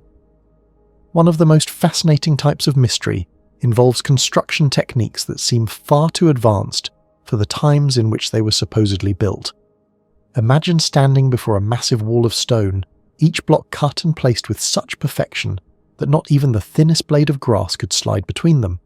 Some of these structures are not only flawlessly assembled, but also positioned in exact harmony with the stars, the sun, or the movements of the moon.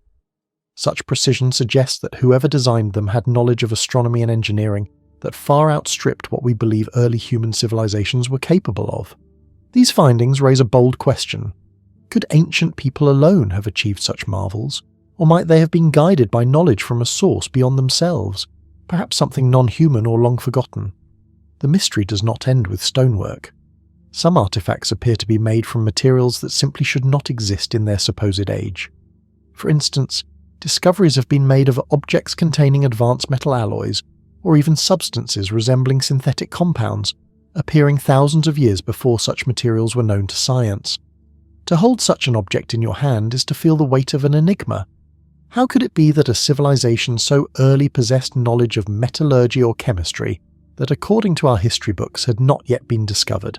Was there a hidden source of technology, an advanced culture that shared its secrets, or perhaps an entirely different kind of intelligence that once walked the earth? Even stranger are artifacts that defy every category. There are stones carved with symbols that look like no writing system known to humankind, objects that seem to bear tool marks from machines that should not have existed in ancient times, and items whose purpose remains shrouded in mystery. These creations show craftsmanship and intent, yet they cannot be connected to any recognized culture. To many, they whisper of an intelligence that did not belong to humans at all, or of civilizations so ancient that their memory has vanished completely from our records. The landscape itself holds puzzles as well. There are perfectly straight roads cutting across rough and mountainous ground, where such construction should have been nearly impossible with primitive tools. Massive underground chambers have been discovered with no clear entrances or exits, their purpose unknown, their builders lost to time. Such structures stand as silent riddles, daring us to explain how they came into being and why.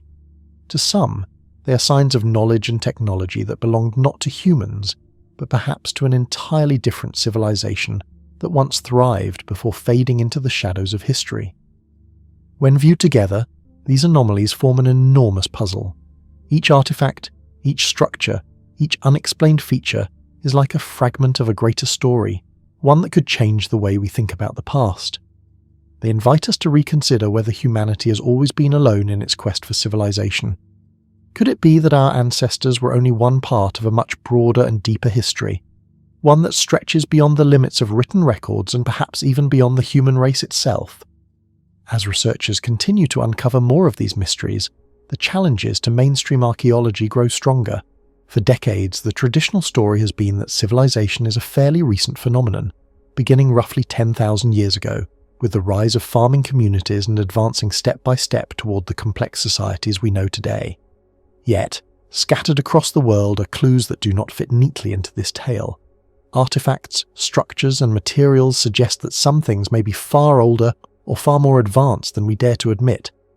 Each discovery adds fuel to the debate, forcing scholars to ask whether our timeline is complete, or whether we are missing entire chapters of human or even non-human history. A particularly thorny problem comes from artifacts whose age cannot be reliably determined or whose craftsmanship seems impossible for their supposed time. Imagine discovering a finely carved stone with intricate designs in a layer of earth dating back hundreds of thousands of years, or stumbling across a metallic object shaped like a modern tool in ancient geological strata.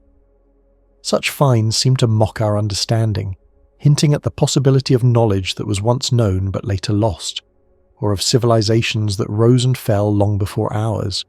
The same mystery extends to great monuments. Megalithic sites, such as massive stone circles or enormous platforms, often display a level of architectural sophistication that surpasses what should have been possible at the time. Their construction suggests advanced planning, geometry, and sometimes even alignment with celestial movements.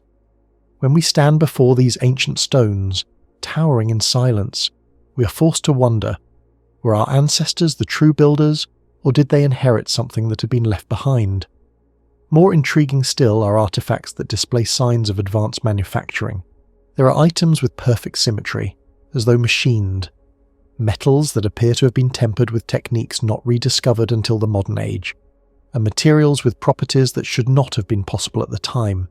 Some see in these findings the hand of an earlier civilization, others suggest knowledge transfer from beyond the human sphere, and still others propose even more daring ideas, such as the Panspermia hypothesis, the possibility that a highly advanced civilization may have risen and vanished long before humanity walked the earth. If such objects are genuine, and if their dating is accurate, then our understanding of history becomes a mere outline of a much deeper and more complex past. Could it be that we are only the most recent layer of civilization upon this planet, walking over the hidden traces of others who came before? These persistent mysteries have also raised another important issue: the possibility that our methods of digging, dating, and interpreting evidence might sometimes dismiss or overlook crucial clues simply because they do not fit accepted beliefs. As a result, these unexplained artifacts are more than curiosities. They are challenges to our imagination, urging us to expand our vision of what history could have been. Among the most famous mysteries are monuments and structures that continue to baffle us to this day. For countless centuries, the great stone circles of Europe, the massive statues of Easter Island, and the towering pyramids of Egypt have stirred awe and wonder. The traditional view is that these works were built by human hands, using clever but simple techniques. Yet, when we consider the possibility of much older civilizations, or perhaps even non-human builders, the meaning of these monuments may shift dramatically. Take Göbekli Tepe in modern-day Turkey, for example. This site, often described as the oldest known megalithic structure in the world, contains towering stone pillars carved with images of animals and mysterious symbols. It seems to appear suddenly in the archaeological record, without any earlier examples to explain how such skills were developed. Could it be that the builders inherited knowledge from a forgotten culture, or perhaps from something even stranger? Far across the world, in Peru, the Nazca lines stretch across the desert, forming enormous figures and patterns that can only be fully appreciated from the sky. How could people who lived so long ago have conceived designs of such scale and precision, unless they possessed knowledge of surveying methods or aerial perspectives? Some suggest that these skills might have been passed down from earlier societies with more advanced abilities. The pyramids of Egypt, too, remain one of the greatest puzzles of human history. Their perfect alignment with the stars, their vast scale, and their mysterious internal design continue to spark debate. Similarly, the megalithic temples of Malta exhibit construction techniques that seem to surpass the tools and knowledge of their supposed builders. Could these structures be echoes of a forgotten civilization, or perhaps relics of knowledge that has been lost to time? When looked at through a wider lens, these anomalies seem to suggest that our planet may have hosted civilizations more advanced than we have imagined. Some may have been human, some perhaps not. Their traces are scattered and subtle, waiting for us to piece them together. Whether they were erased by time, natural disasters, or some other unknown fate, they may still speak to us through the stones, the artifacts, and the unexplained wonders left behind. When we look at the mystery of ancient times, some of the most powerful and puzzling clues come from massive stone structures and unusual building techniques that do not easily fit into the picture of known human history. These are not the ordinary ruins of temples or villages that archaeologists usually study. Instead, they are enormous works of engineering that seem to rise above the limits of what early societies were thought to be able to achieve. At certain sites across the world, colossal blocks of stone, some as large as small houses, are fitted together with such perfect precision that not even a blade of grass can slip between them. These stones are often set without the use of mortar, yet they remain standing strong even after thousands upon thousands of years. Many of these structures are arranged in careful patterns or alignments that appear to reflect deep knowledge of mathematics and astronomy. Stone circles that mirror the movements of the stars, immense terraces that reshape entire hillsides, and water systems like aqueducts that seem too advanced for their supposed age. All of these examples suggest builders with skills far greater than what is usually credited to early civilizations. What makes these places even more astonishing is not only their sheer size, but also their extraordinary accuracy. To create such works, the builders would have needed not just strong hands, but also complex planning, knowledge of how materials behave, and perhaps even machinery or methods that we no longer understand. The careful carving and transport of stones weighing many tons, often moved across vast distances, hints at techniques that seem lost to time. Some researchers even suggest that the builders might have used ancient forms of concrete or composite materials, long before such things were thought to exist. If true, it would mean that forgotten technologies once flourished in ages far older than the timelines we usually accept. Adding to the mystery, many of these ancient works show unusual styles of construction that are hard to explain in practical terms.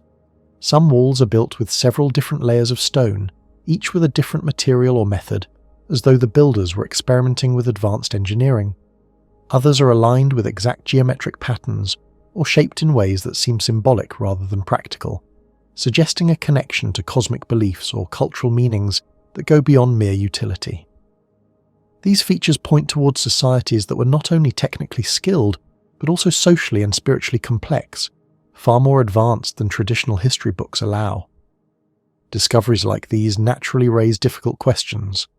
Were these structures the work of civilizations that came before the ones we know, perhaps even part of a widespread culture that stretched across continents and later disappeared? Did humanity once rise to great heights, only to fall back into darkness, leaving behind scattered remnants for us to puzzle over today? Each block of stone and each alignment of stars whispers the possibility of a lost knowledge, of stories that remain untold? This question becomes even more fascinating when we consider where such ruins might still be hidden. Some of them may lie underground, buried beneath layers of soil and rock after countless centuries. Others may rest at the bottom of seas, lakes, and rivers, swallowed by rising waters or sudden catastrophes in the distant past. These hidden places, whether under the earth or beneath the waves, might hold treasures of knowledge, silent witnesses of forgotten civilizations waiting to be rediscovered. Such underground and underwater sites play a central role in what is called the Panspermia hypothesis, the idea that advanced civilizations could have lived on Earth long before human history officially began. Buried deep below layers of sediment, or sealed beneath water and stone, these sites may preserve things that the surface world has long since erased. While wind and rain wear away what lies above, what is hidden below often remains untouched, keeping safe the evidence of times we cannot remember. Underground sites might include whole cities buried under the earth, with tunnels and chambers that once held thriving communities. Foundations, tools, and even traces of organic material could still survive, locked away by centuries of soil. Because they are protected from erosion and human activity, they may hold secrets in better condition than the ruins above ground. In the same way, submerged sites, like drowned cities, ancient harbours, or landscapes now under the sea, may tell stories of cultures swept away when ocean levels rose or when disasters struck. Imagine walking the floor of a sunken valley and finding streets, walls, or carvings that point to a world long forgotten. The challenge, of course, is finding such hidden places. Earth is vast and so much of it remains unexplored or covered by natural processes. Sediment, tectonic shifts, and the endless motion of water often bury or erase the signs we might otherwise recognize. Traditional digging and surveying are often not enough.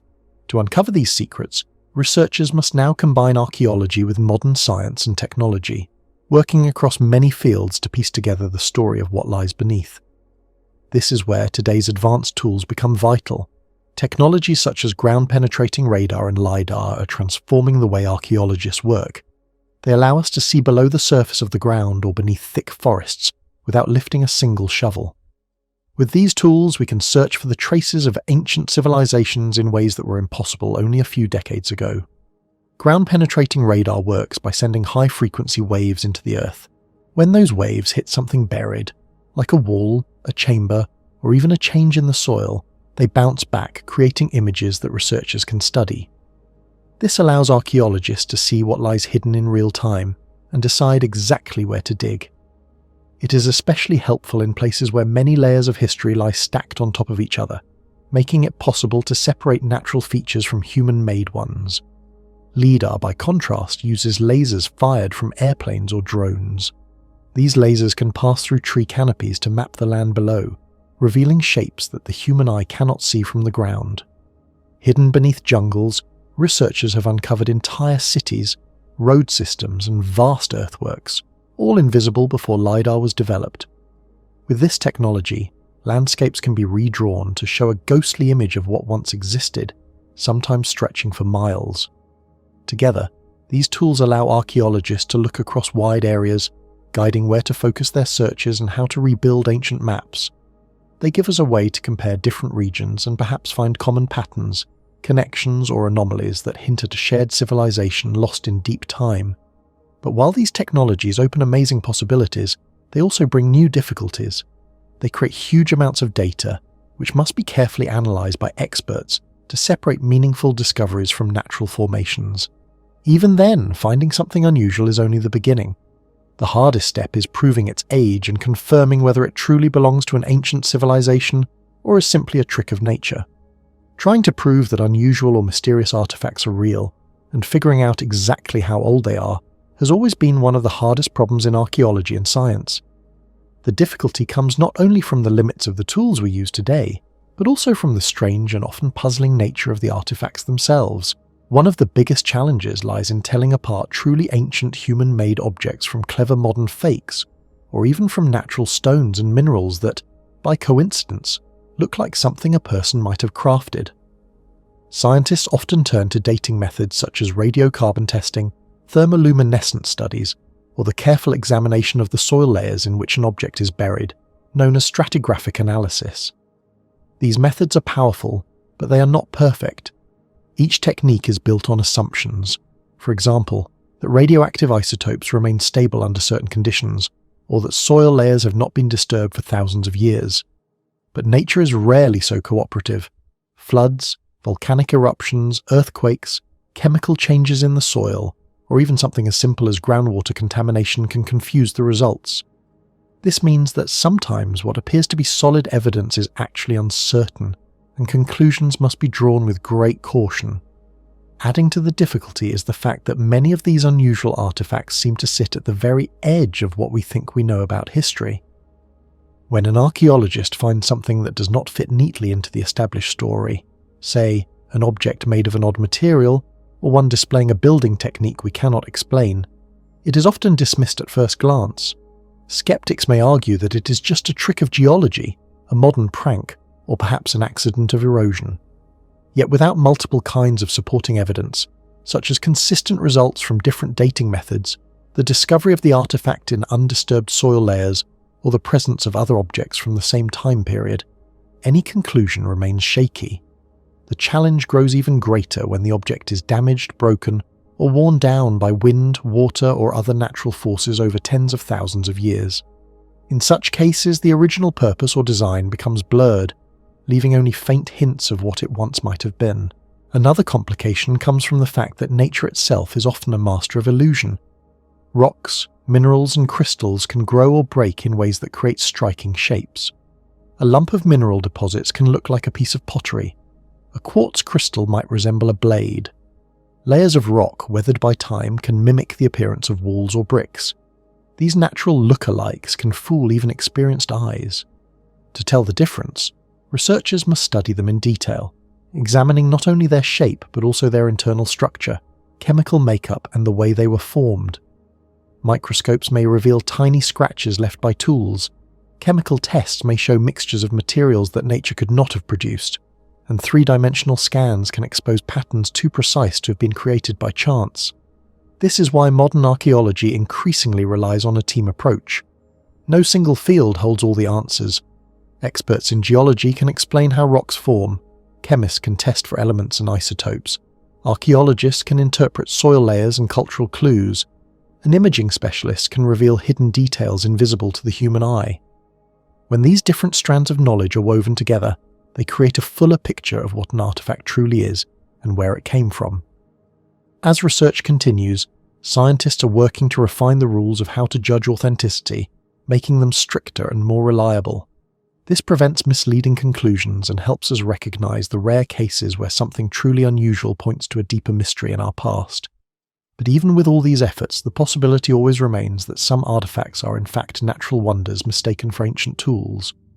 Minerals, weathered rocks, or even crystalline growths that have been sculpted by the slow hand of time can, under the right conditions, look very much like human handiwork.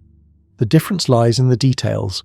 Real artifacts usually carry the unmistakable marks of intent: symmetry, repeated patterns, straight edges, or signs of having been assembled. For instance, a perfectly smooth surface with evenly spaced grooves, or a stone with edges that mirror one another, strongly suggests deliberate shaping. By contrast, natural formations usually appear irregular, rough, or chaotic, their shapes born of erosion, crystallization, or geological pressure rather than careful design. Context is another vital clue. An isolated object found lying on the ground may raise suspicion, but if the same type of artifact appears alongside clear signs of human presence, such as pottery shards, stone tools, animal bones, or remnants of fire, then the case for authenticity becomes far stronger. Likewise, knowing the local geology helps scientists judge whether the object is likely to be a natural product of volcanic eruptions, sediment buildup, or mineral deposits. In short, an artifact must not only look human-made but also fit into its environment and historical setting. Advanced technologies have opened even more possibilities. Spectroscopic tests can reveal whether a material was smelted, carved, or otherwise manipulated by humans rather than formed naturally.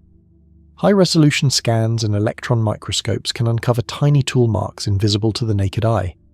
These methods, combined with insights from archaeology, geology, and material science, give us a much stronger framework for separating true artifacts from nature's clever tricks. This careful separation is more important than it might first appear. If every oddly shaped rock were declared an artifact, history would drown in false leads. But by filtering out the natural imitations, we can focus our attention on the real anomalies, those rare but precious objects that may carry whispers of an unknown chapter in Earth's story. Some researchers even suggest that, hidden among the confusion, there may be traces of civilizations far older or far stranger than our own. If that is true, then the ability to recognize genuine artifacts from natural lookalikes could one day lead us to undeniable proof of a lost and forgotten age, perhaps even to the remains of an ancient non-human intelligence. Finding the traces of machines or great works left behind by an ancient civilization is not as straightforward as digging up pottery shards or stone tools. Instead, it often requires searching for hidden signs, what scientists call technological signatures, that lie deep within the Earth itself. These are not the kind of artifacts we can hold in our hands, because time, erosion, and burial over thousands or even millions of years may have erased or concealed them. Yet, like faint echoes from the past, they can still reveal themselves through unusual patterns in the Earth's electromagnetic fields, gravitational pull, or seismic vibrations. If carefully identified and correctly understood, these strange patterns may serve as indirect evidence that a long-lost technological culture once walked this world. Electromagnetic anomalies are often considered the most promising of these clues. If an advanced society once built vast machines, power grids, or communication systems, those creations would have generated magnetic fields and electrical effects different from anything produced by nature alone. Imagine ancient underground networks of wires or machines that, though long abandoned, still cause small magnetic disturbances in the rocks above them. With the help of sensitive instruments such as magnetometers and electromagnetic induction devices, scientists can pick up these disturbances. Unlike the random variations caused by minerals or natural geological activity, artificial signals are more orderly, more coherent, and often persist over wide areas. Such consistency hints that something unnatural may lie below, perhaps the buried skeleton of a forgotten technological system. Gravitational signatures tell another part of the story. The Earth's pull of gravity is not perfectly uniform. It changes depending on the density of what lies beneath the ground. Enormous man-made structures, underground chambers, buried machines, or entire facilities would slightly alter the balance of mass. Today's highly precise gravimetric surveys can detect such tiny irregularities. For example, if a hidden complex of heavy machinery were buried deep underground, it might create a localized zone where gravity is subtly stronger than in the surrounding region. These clues are especially compelling because they cannot easily be explained by ordinary geological processes. Over long stretches of time, shifts in gravitational readings might even reveal changes linked to ancient systems that once stored or moved energy. Seismic data provides yet another window into the Earth's buried mysteries. When scientists send vibrations into the ground, like ripples through water, the waves bounce back in distinctive ways depending on what they encounter. Natural rock formations reflect these waves differently than artificial materials. A tunnel carved by ancient engineers, a chamber reinforced with stone or metal, or a massive foundation buried beneath layers of soil would all send back echoes that look unusual. Modern seismic imaging allows us to map these echoes in great detail, uncovering the outlines of hidden structures without ever needing to dig. In this way, seismic signatures may point us toward ancient feats of engineering that no longer exist on the surface. When all three kinds of data, electromagnetic, gravitational, and seismic, are combined, the result is far more powerful than any one alone.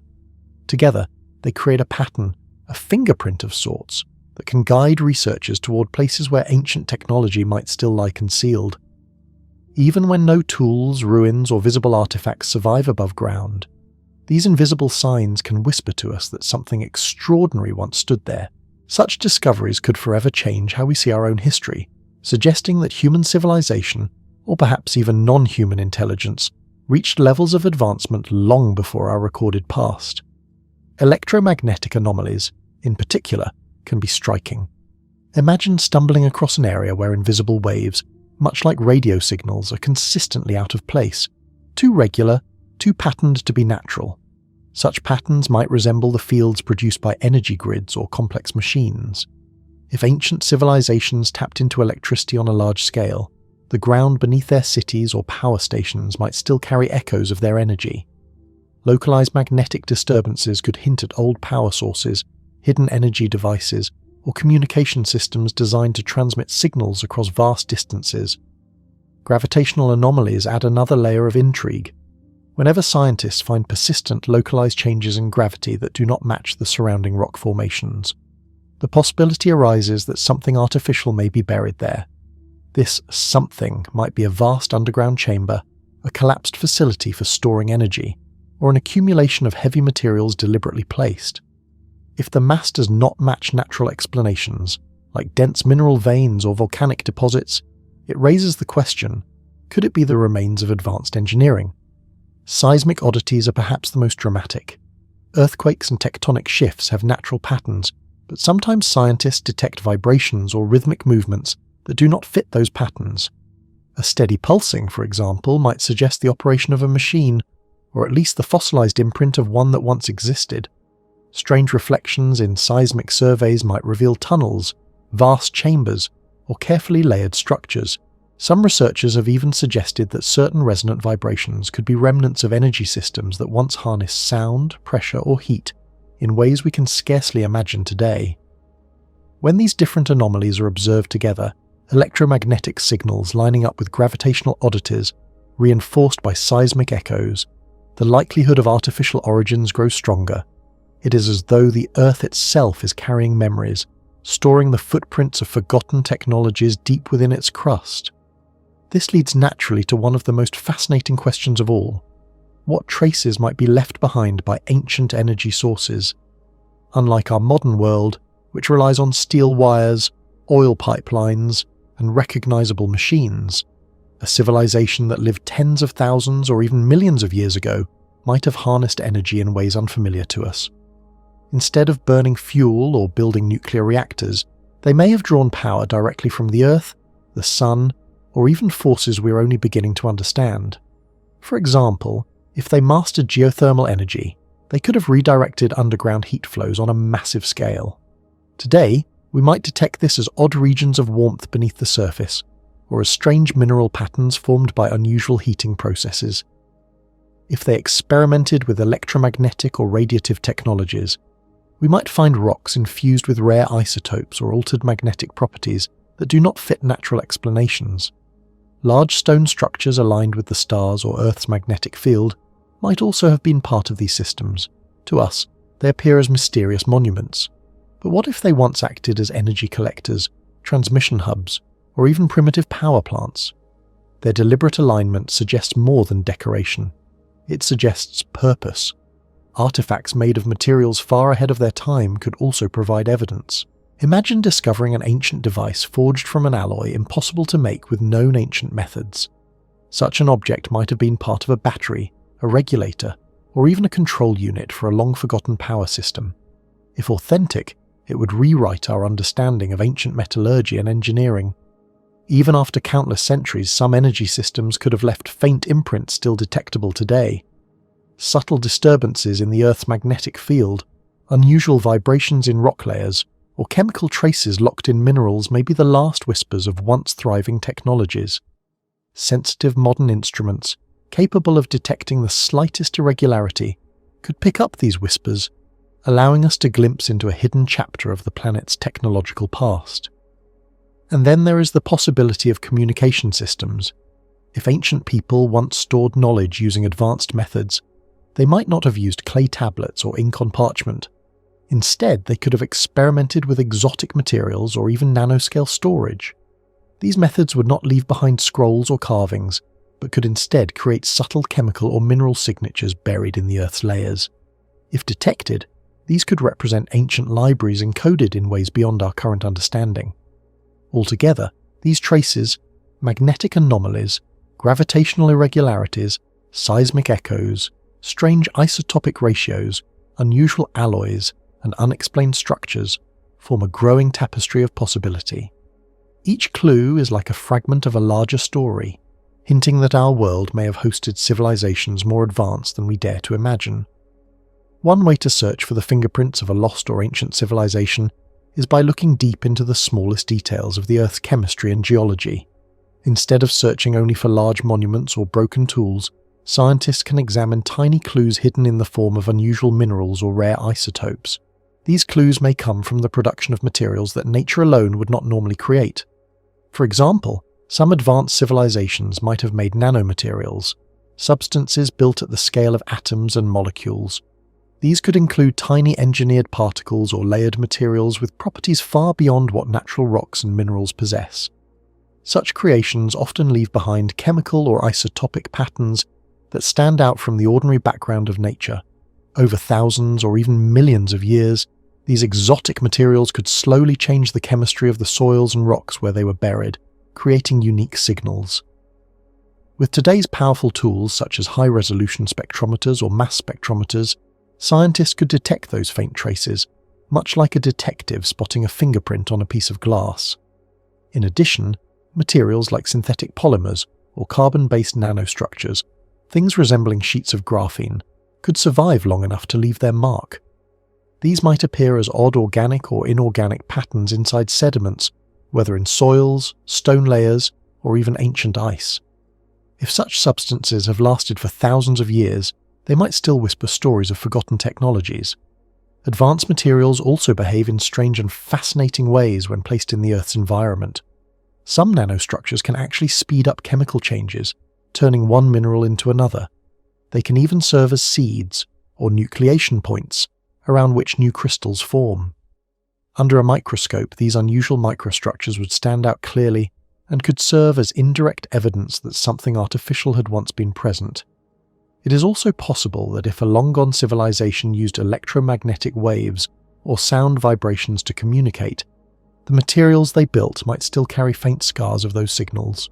Tiny imprints of preserved energy patterns could remain locked within crystals or mineral matrices, waiting to be uncovered by careful analysis. Of course, finding these traces is far from easy. Time degrades materials, natural processes create noise, and the signals themselves may be subtle. Yet modern science gives hope. New methods such as synchrotron radiation analysis, nanoscale imaging, and isotopic fingerprinting are steadily improving.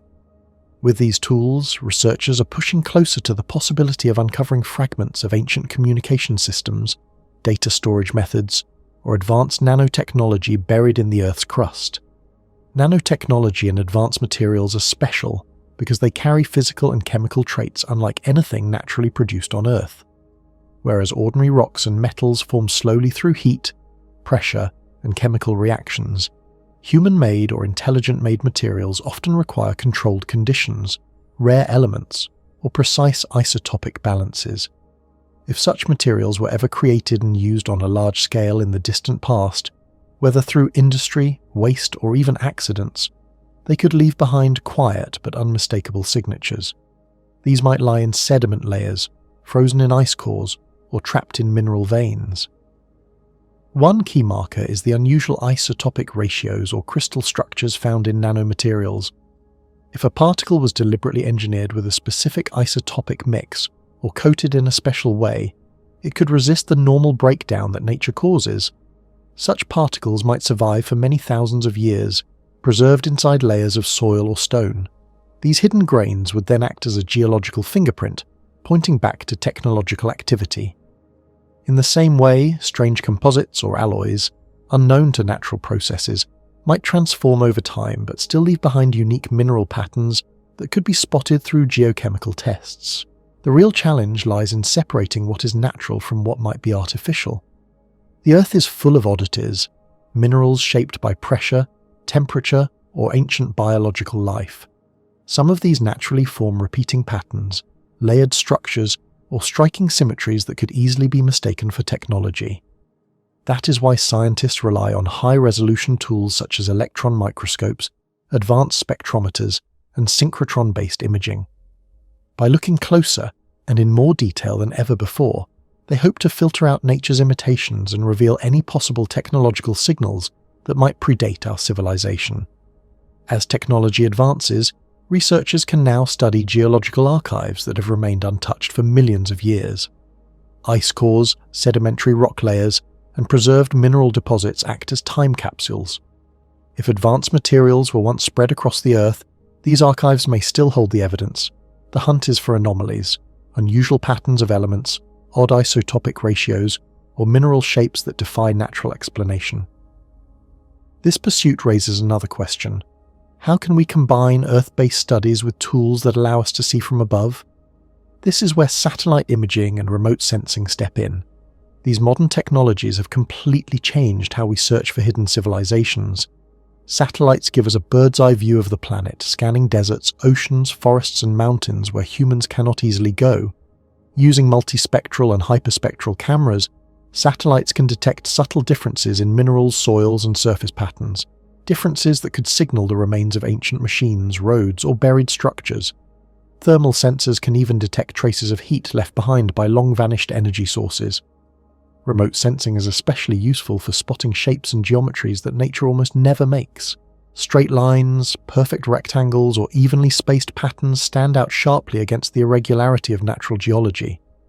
Once these shapes are identified, archaeologists can target their ground investigations more carefully, saving both time and resources. Spectral analysis, another tool of satellite observation, helps identify unusual materials, perhaps a strange alloy or a synthetic compound that should not exist in natural rock. If such substances are detected in an unexpected location, it could point toward a technological origin. Still, remote sensing comes with its own difficulties. Nature often plays tricks. Erosion, shifting sands, volcanic activity, and even plant growth can produce surface features that look artificial. Imaging technology, though improving every year, is not always sharp enough to capture the fine details necessary for absolute certainty. The sheer amount of data collected from satellites is overwhelming, and researchers must rely on advanced computer models and artificial intelligence to sift through the noise. This makes the task of distinguishing real signs of ancient technology from misleading natural features extremely complex. The only way forward is to combine many approaches, using different types of sensors, checking data with on-the-ground evidence, and bringing together experts from geology, archaeology, chemistry, and physics. The greatest obstacle is that natural mineral formations can often resemble artificial creations. Some mineral deposits, such as layered iron formations or stromatolites formed by ancient microbes, develop shapes that look man-made. They can mimic tools, carvings, or even fragments of machinery. Over millions of years, slow geological processes can sculpt patterns of symmetry and layering so convincing that they blur the line between artifice and nature. For scientists, the challenge is like trying to tell apart a sculpture shaped by human hands and a rock eroded by wind and water into the same form. The answer lies in the details: subtle chemical clues, isotopic balances, and microscopic textures that reveal whether the object is a work of nature or a forgotten legacy of technology. One of the greatest difficulties in searching for traces of ancient technology hidden within the Earth lies in the fact that nature itself is endlessly creative and unpredictable. Rocks, crystals, and minerals form in astonishingly diverse ways, shaped by heat, pressure, water, and countless other environmental forces. This natural diversity produces a wide range of shapes, colours, and textures. Because of this, it is very hard for scientists to set clear and reliable rules that can always separate what is purely natural from what might be artificial. To make matters even more confusing, some of the clues we usually depend on, such as unusual mixes of minerals or special isotopic patterns, may appear in both natural formations and in materials that were once altered by technology. If an ancient civilization had experimented with rare minerals or invented methods of processing them, their products could easily overlap with natural minerals, making it extremely difficult to tell the two apart. The challenge grows even deeper when we realize that nature, all on its own, can sometimes produce features that look suspiciously like the work of intelligence. Crystals can grow into geometric patterns so precise they resemble human design, and mineral concretions can form in shapes that mimic artifacts. Such natural tricks can mislead even trained eyes into believing that they are looking at evidence of long-lost machines or tools. Another obstacle comes from the tools we currently use to search for these hidden signs. Technologies such as satellite photography, ground-penetrating radar, and spectroscopic analysis have opened extraordinary new windows into the Earth, but they still lack the sharpness and sensitivity to catch the faintest hints of ancient artificial activity. A delicate pattern left behind by human hands thousands or even millions of years ago might be buried under layers of rock or blended into the background noise of natural geology. To recognize such a subtle signal, one must not only have advanced tools, but also a deep understanding of the history of the land itself, how it formed, shifted, and transformed over time. Yet, in many cases, that background knowledge is incomplete or hidden from us. Altogether, the difficulty comes from three interwoven problems: the confusing ambiguity of geological features, the overlapping signs of natural and artificial origins, and the limits of our present-day instruments. Solving these problems will require not only sharper scientific tools but also a much richer knowledge of Earth's geological story, so that genuine technological fingerprints can be separated from the countless marks left by nature's hand. Looking toward the future, there is great hope. Technology is advancing at a pace that promises to completely reshape our ability to search for and recognize such hidden traces. One especially exciting direction lies in the creation of more powerful and sensitive remote sensing devices. For example, the next generations of satellites may be able to detect subtle patterns across the surface of the Earth that betray ancient technological activity, such as strange alignments of rocks, unusual disturbances in the soil, or buried structures covered by thousands of years of sediment. Even high-resolution spectroscopy, when paired with artificial intelligence, could scan massive amounts of data to find rare chemical signatures or unusual bursts of energy that nature alone could not easily produce. Advances are also being made in the field of underground exploration. Tools like improved ground-penetrating radar, seismic tomography, and magnetic resonance imaging now allow researchers to see beneath the Earth's surface without digging. These methods can reveal lost structures, hidden tunnels, or even buried cities that have either decayed with time or been intentionally concealed. As these technologies grow more affordable and precise, they could one day be used not just for specific archaeological sites, but for global surveys of the entire planet. Another important step lies in sharpening the way we measure time itself. Improved radiometric dating and highly accurate mass spectrometry may allow us to determine the ages of rocks, artifacts, and even chemical traces with a level of precision never before possible. By combining such dating with geochemical clues, scientists may be able to identify strange periods in history when energy use or material processing suddenly surged, events that could signal technological activity even if no buildings or tools remain. Artificial intelligence and big data analysis offer yet another powerful tool. By teaching machines to recognize the difference between natural and artificial patterns, researchers could let algorithms sift through colossal amounts of geological and chemical data, highlighting anything that seems suspicious. Such systems might even combine results from many different fields, geology, physics, chemistry, and archaeology, into a single, unified picture of what truly happened. With every new breakthrough, our ability to look further back into Earth's deep past grows stronger. We may not only increase our chances of detecting the faint traces of civilizations that may have risen and vanished long before humanity, but also refine our sense of what technology itself looks like in the geological record. For many years, it was widely believed that human civilization was both unique and fairly recent in the grand history of our planet. Yet, over time, several fascinating theoretical models have been proposed that challenge this view. These models ask us to consider the daring possibility that civilizations might have existed long before humanity, and perhaps even beyond Earth itself.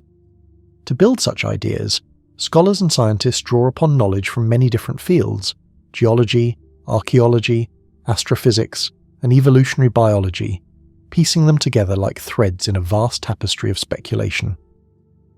One of the most striking frameworks is known as the Panspermia hypothesis. This idea suggests that a technological civilization might have risen on Earth millions of years ago, leaving behind only the faintest or most ambiguous of traces. The reasoning here is that geological processes, which unfold slowly yet relentlessly over millions of years, are powerful enough to erase most signs of past societies.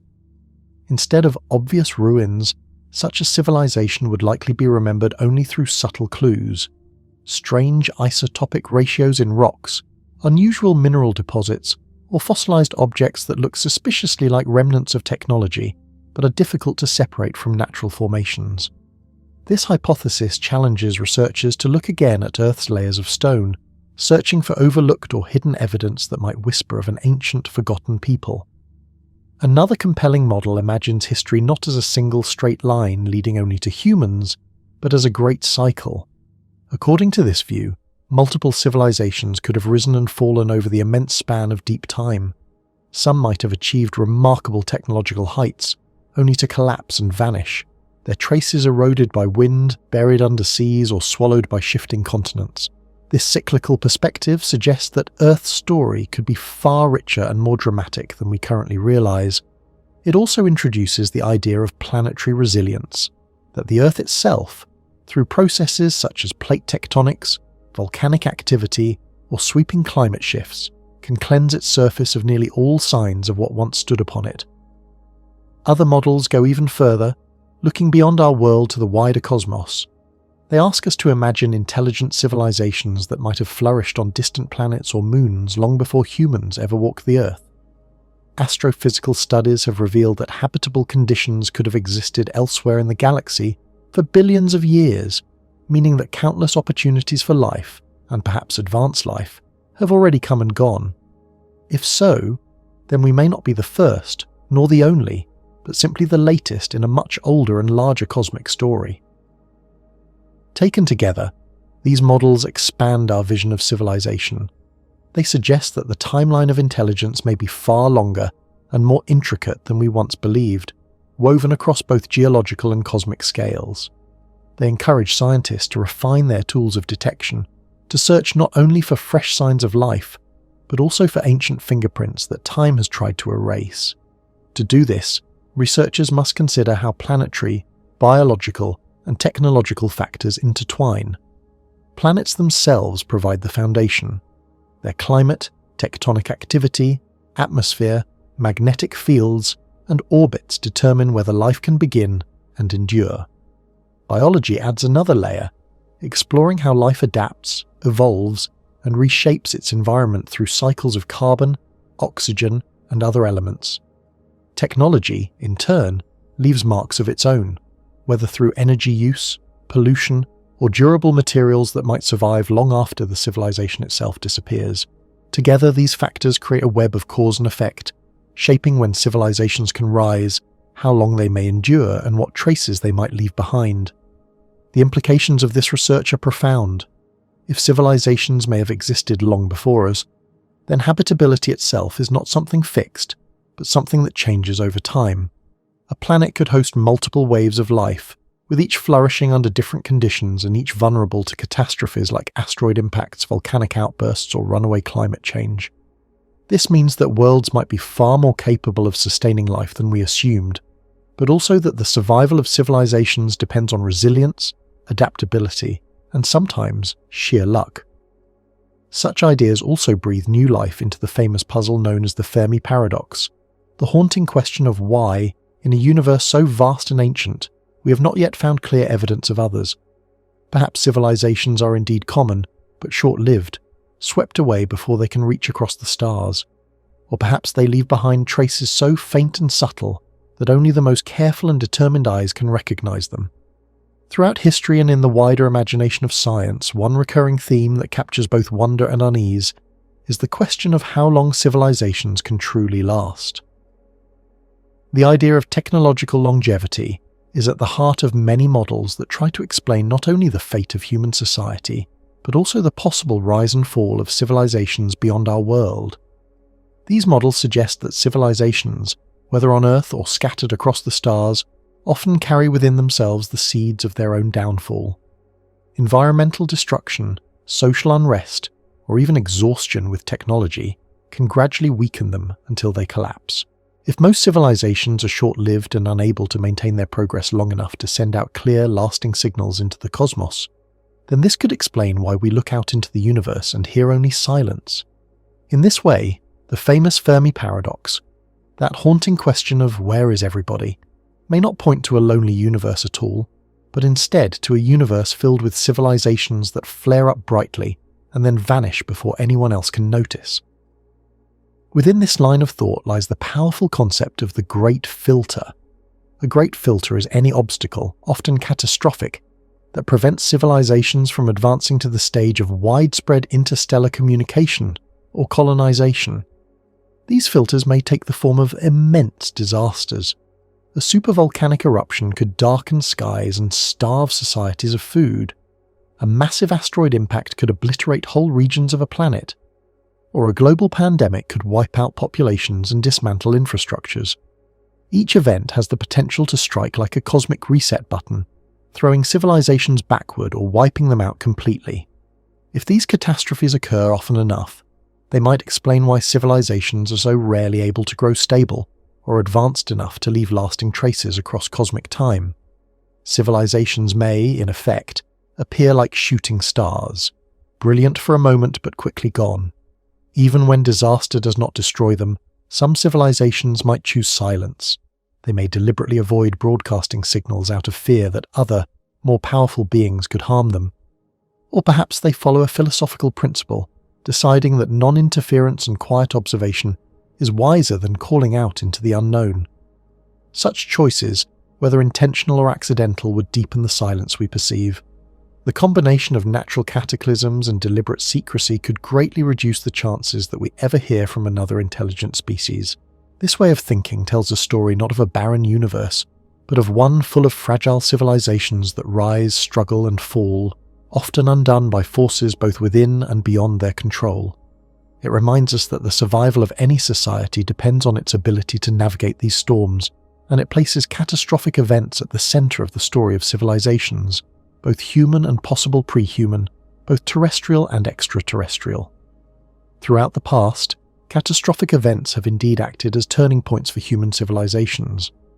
Natural disasters such as enormous volcanic eruptions, deadly asteroid strikes, or sudden climate changes have at times brought thriving societies to their knees.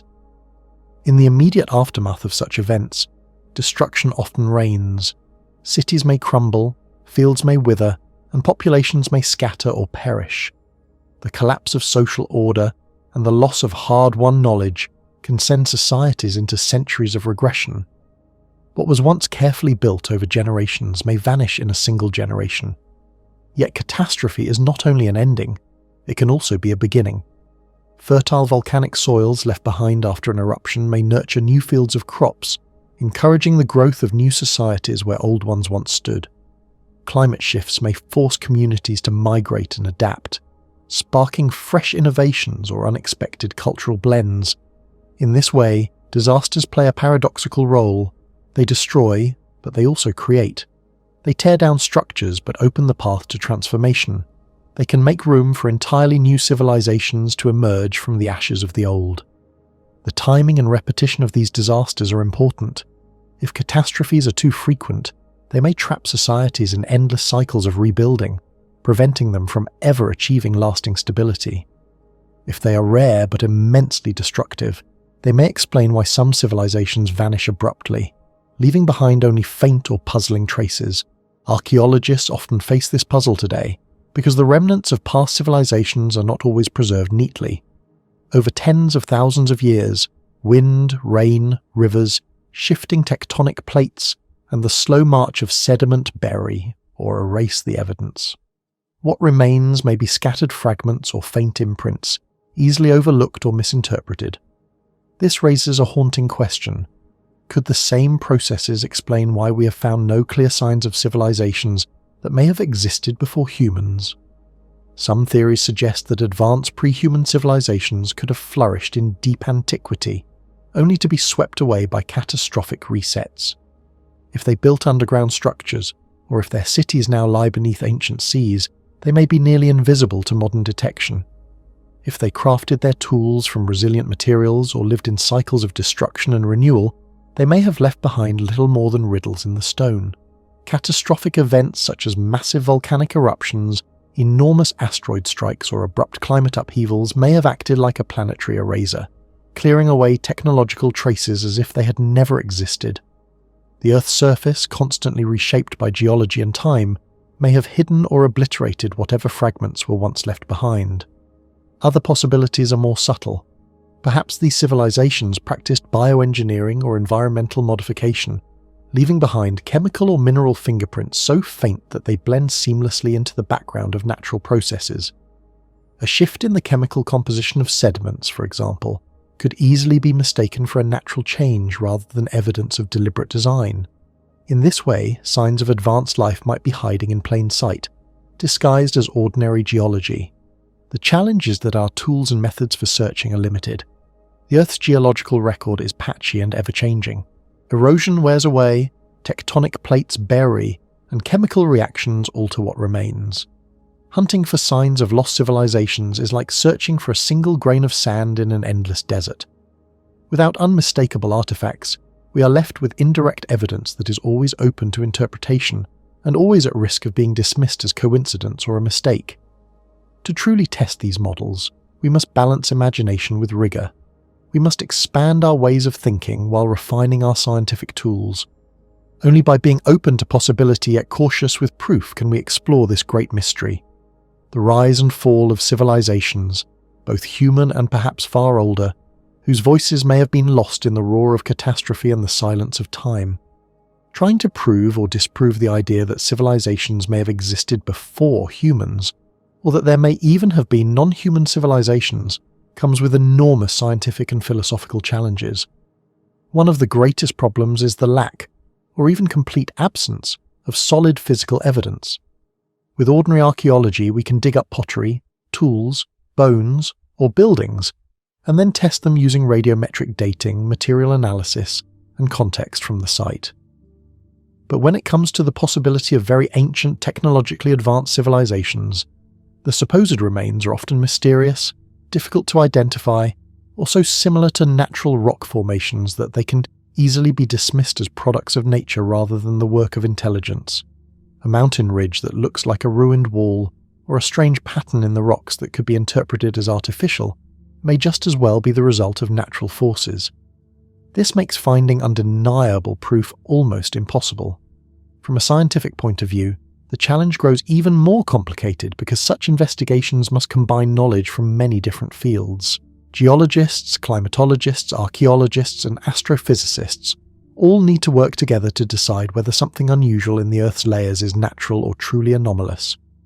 They often rely on indirect clues, things like unusual isotopic signatures, strange microscopic structures, or odd layers of sediment that do not fit into known patterns.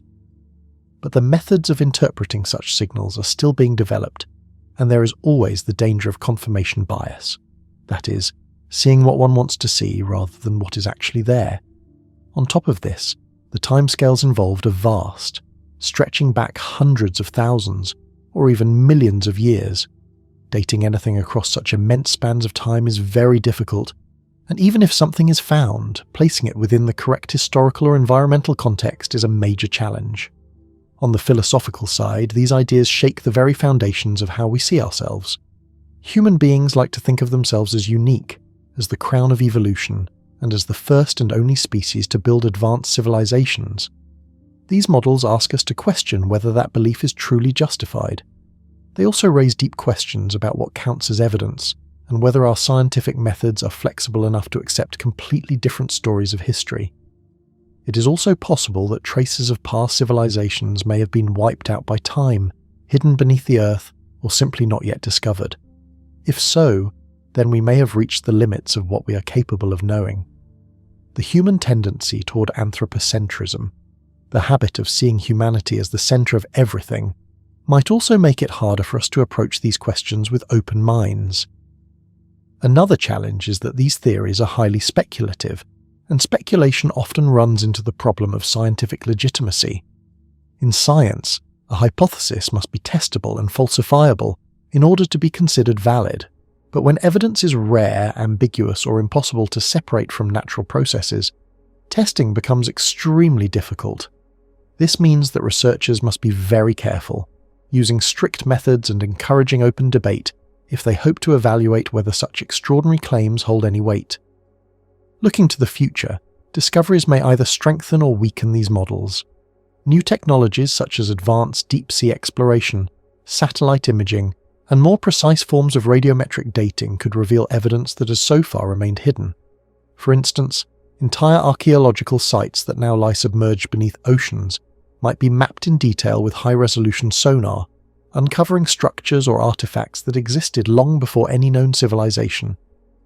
Likewise, improved dating methods could show that unusual material layers or organic remnants belong to time periods when humans were not yet capable of such activity, thereby lending support to the possibility of earlier civilizations. But the same tools could also undermine the idea.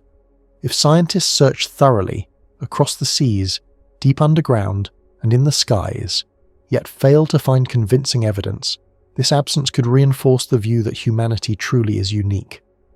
Careful studies may also reveal that many of the supposed signs of lost civilizations are actually the results of natural forces, erosion, earthquakes, volcanic activity, or the slow movement of tectonic plates. In this view, the lack of evidence would not necessarily mean that civilizations existed and were erased. It could mean they never existed at all. Future discoveries may also remind us of how important it is to understand Earth's changing environment when we interpret evidence. For example, a sudden layer of unusual material in the atmosphere or in the rocks might turn out to be caused by a volcanic eruption or a meteor strike, rather than the work of intelligent beings. Catastrophic events like these could erase nearly all traces of a civilization, or, in rare cases, they might actually preserve them, locking them in layers of ice, mud, or rock for tens of thousands of years. Throughout Earth's long history, the forces of climate and environment have acted like both guardians and destroyers of memory. They have shaped the very layers of soil, rock, and ice that scientists today read like an ancient book, filled with stories not only of humankind but perhaps also of civilizations that came before us. These natural processes are unpredictable. Sometimes they protect evidence for thousands of years, while at other times they wipe it away so completely that even the faintest trace vanishes. In certain cases, nature becomes a careful custodian. Floods may bury entire landscapes beneath sediments that act like blankets, shielding artifacts from air and decay. Oxygen-poor places such as peat bogs, deep caves, or still waters can slow down the passage of time for organic remains, keeping them intact far longer than they should survive. Frozen mountains or sheets of ice can also lock away bodies and tools for millennia. One of the most famous examples is Ötzi the Iceman, discovered in the Alps, whose body was preserved for more than 5,000 years by the cold embrace of the glacier. Similarly, volcanic eruptions, while violent and destructive, sometimes bury whole towns beneath the layers of ash, freezing them in place like a photograph of daily life taken at the very moment disaster struck. Yet nature's hand is not always gentle. The same forces that preserve can also destroy. During the Great Ice Ages, glaciers carved the land like colossal chisels, grinding down valleys, crushing settlements, and scattering any remains across vast distances. Rising and falling seas swallowed coastal cities and exposed new lands, endlessly redrawing the map of where life could flourish. Volcanic eruptions, instead of simply covering sites in protective ash, sometimes drowned them under rivers of lava, or tore landscapes apart so violently that any trace of habitation was lost. Even the shifting of continents and seabeds through tectonic movements has the power to bury ancient landscapes deep underground, or to lift them unexpectedly above the surface, confusing the story recorded in the Earth's layers. This constant dance between preservation and destruction makes archaeology both thrilling and frustrating. What survives to be found is not always what once existed. It is what chance and circumstance allowed to endure. A fragment of pottery, a bone, or a tool is only part of a far grander story, much of which may have been erased by floods, fires, ice, or rising seas. To read the past, scientists must learn to understand these natural forces, for they decide what clues remain and how those clues can be interpreted. But what of civilizations that may have existed before humans, or alongside early humans, now hidden beyond reach? Could nature have erased their very existence? History offers hints. The Younger Dryas, a sudden and dramatic cooling about 12,900 years ago, shook early human societies to their core, altering food sources and forcing entire populations to adapt or perish. Even more severe was the Toba supereruption about 74,000 years ago, a catastrophe that may have blanketed the skies in ash and driven humanity itself to the edge of extinction. If our own species was nearly erased, could not other earlier civilizations have suffered the same fate, wiped away so completely that only silence remains in the geological record? The Earth has endured even greater catastrophes. Asteroid strikes, such as the one that ended the reign of the dinosaurs 66 million years ago, demonstrate the immense power of sudden environmental change. Such an impact could obliterate entire cultures in an instant, destroying their cities, their food supplies, and even the ecosystems they depended upon. Catastrophes need not annihilate everything outright. They can weaken societies until they collapse under further strain, failed harvests, social conflict, or dwindling resources. A sudden change in climate could be enough to push a thriving civilization into chaos, leaving behind only scattered ruins or, in some cases, nothing at all. Two of the most important natural processes that shape whether artifacts survive through the ages are sedimentation and erosion. These forces, working slowly but powerfully over thousands and even millions of years, decide whether the story of the past will be preserved or erased. Sedimentation, which is the slow piling up of tiny mineral grains, dust, and bits of organic matter, acts like a protective blanket. Over time, this blanket covers objects buried beneath the ground, shielding them from wind, water, and the hungry mouths of bacteria or insects that would otherwise break them down. In calm environments, like the still bottoms of lakes, quiet river floodplains, or gentle valleys, this natural layering can preserve objects in stunning detail. Imagine a stone tool, or even a fragment of wood sinking into fine mud and being swiftly covered by another layer of silt during a flood. This sudden burial can seal the object away from decay, allowing it to survive for tens of thousands of years, waiting patiently to be uncovered by future generations. But not all environments are so kind. In places where sedimentation is uneven or too slow, objects are left more vulnerable. Instead of being wrapped in protective layers, they remain exposed to the elements, where erosion, weather, and natural wear can easily destroy them. Erosion, in contrast, is both a threat and a gift. It slowly strips away soil and rock, breaking down ancient layers that once protected artifacts. Yet this very destruction can also reveal what was hidden, as rivers carve into their banks, as waves eat away at coastal cliffs, or as landslides tear down mountain slopes. Objects long buried can suddenly come to light. Archaeologists often find their most remarkable discoveries not in carefully planned digs, but in places where nature itself has already begun the excavation. However, erosion is merciless. While it can reveal, it can also scatter or obliterate precious evidence. These processes also shape the chemical environment around artifacts. The minerals carried in sediments can sometimes create favourable conditions, hardening and preserving fragile objects through mineralization. At other times, however, they accelerate decay. Acidic soils, for instance, eat away at bone and wood, while soils that are neutral or slightly alkaline are far gentler, allowing materials to last far longer.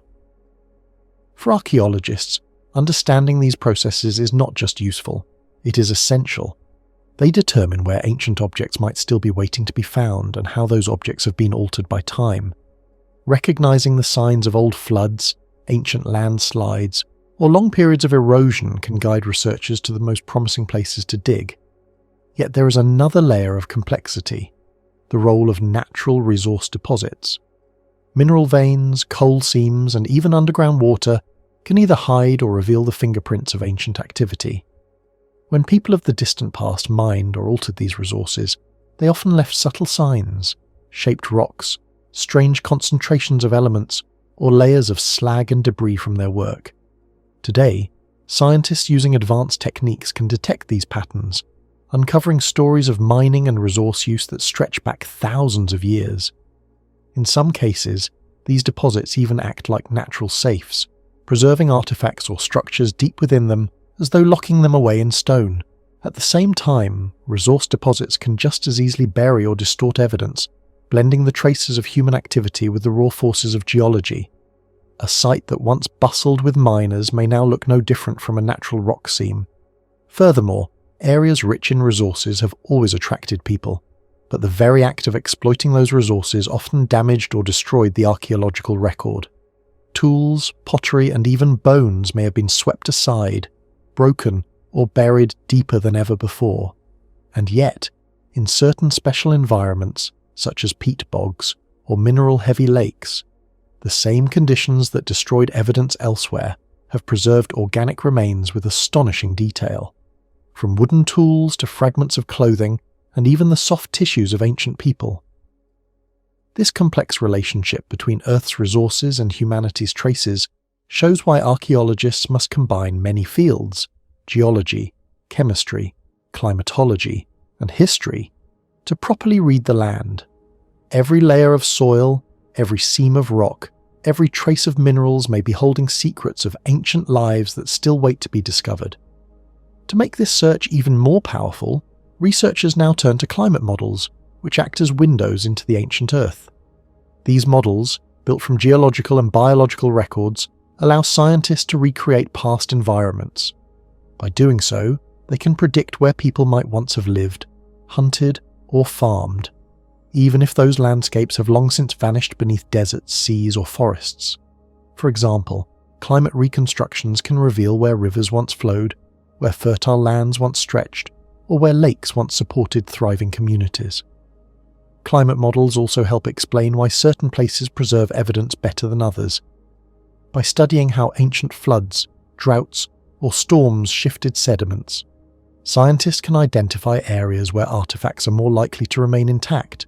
They can also combine climate data with modern technology, such as satellite imaging and remote sensing, to locate buried structures, roads, irrigation channels, or entire settlements concealed beneath today's landscapes. These models grow more precise every year as researchers weave together data from rocks, fossils, pollen grains, and ice cores. They reveal a world that was constantly shifting, where climates opened short windows of opportunity for people to settle before changing again.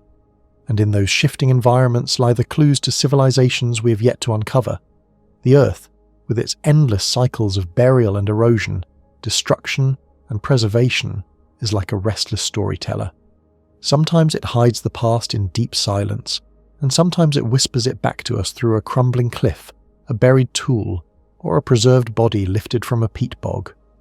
To listen to these stories, we must learn to read the language of soil, stone, and climate, because within them may lie the keys to civilizations we have not yet even imagined.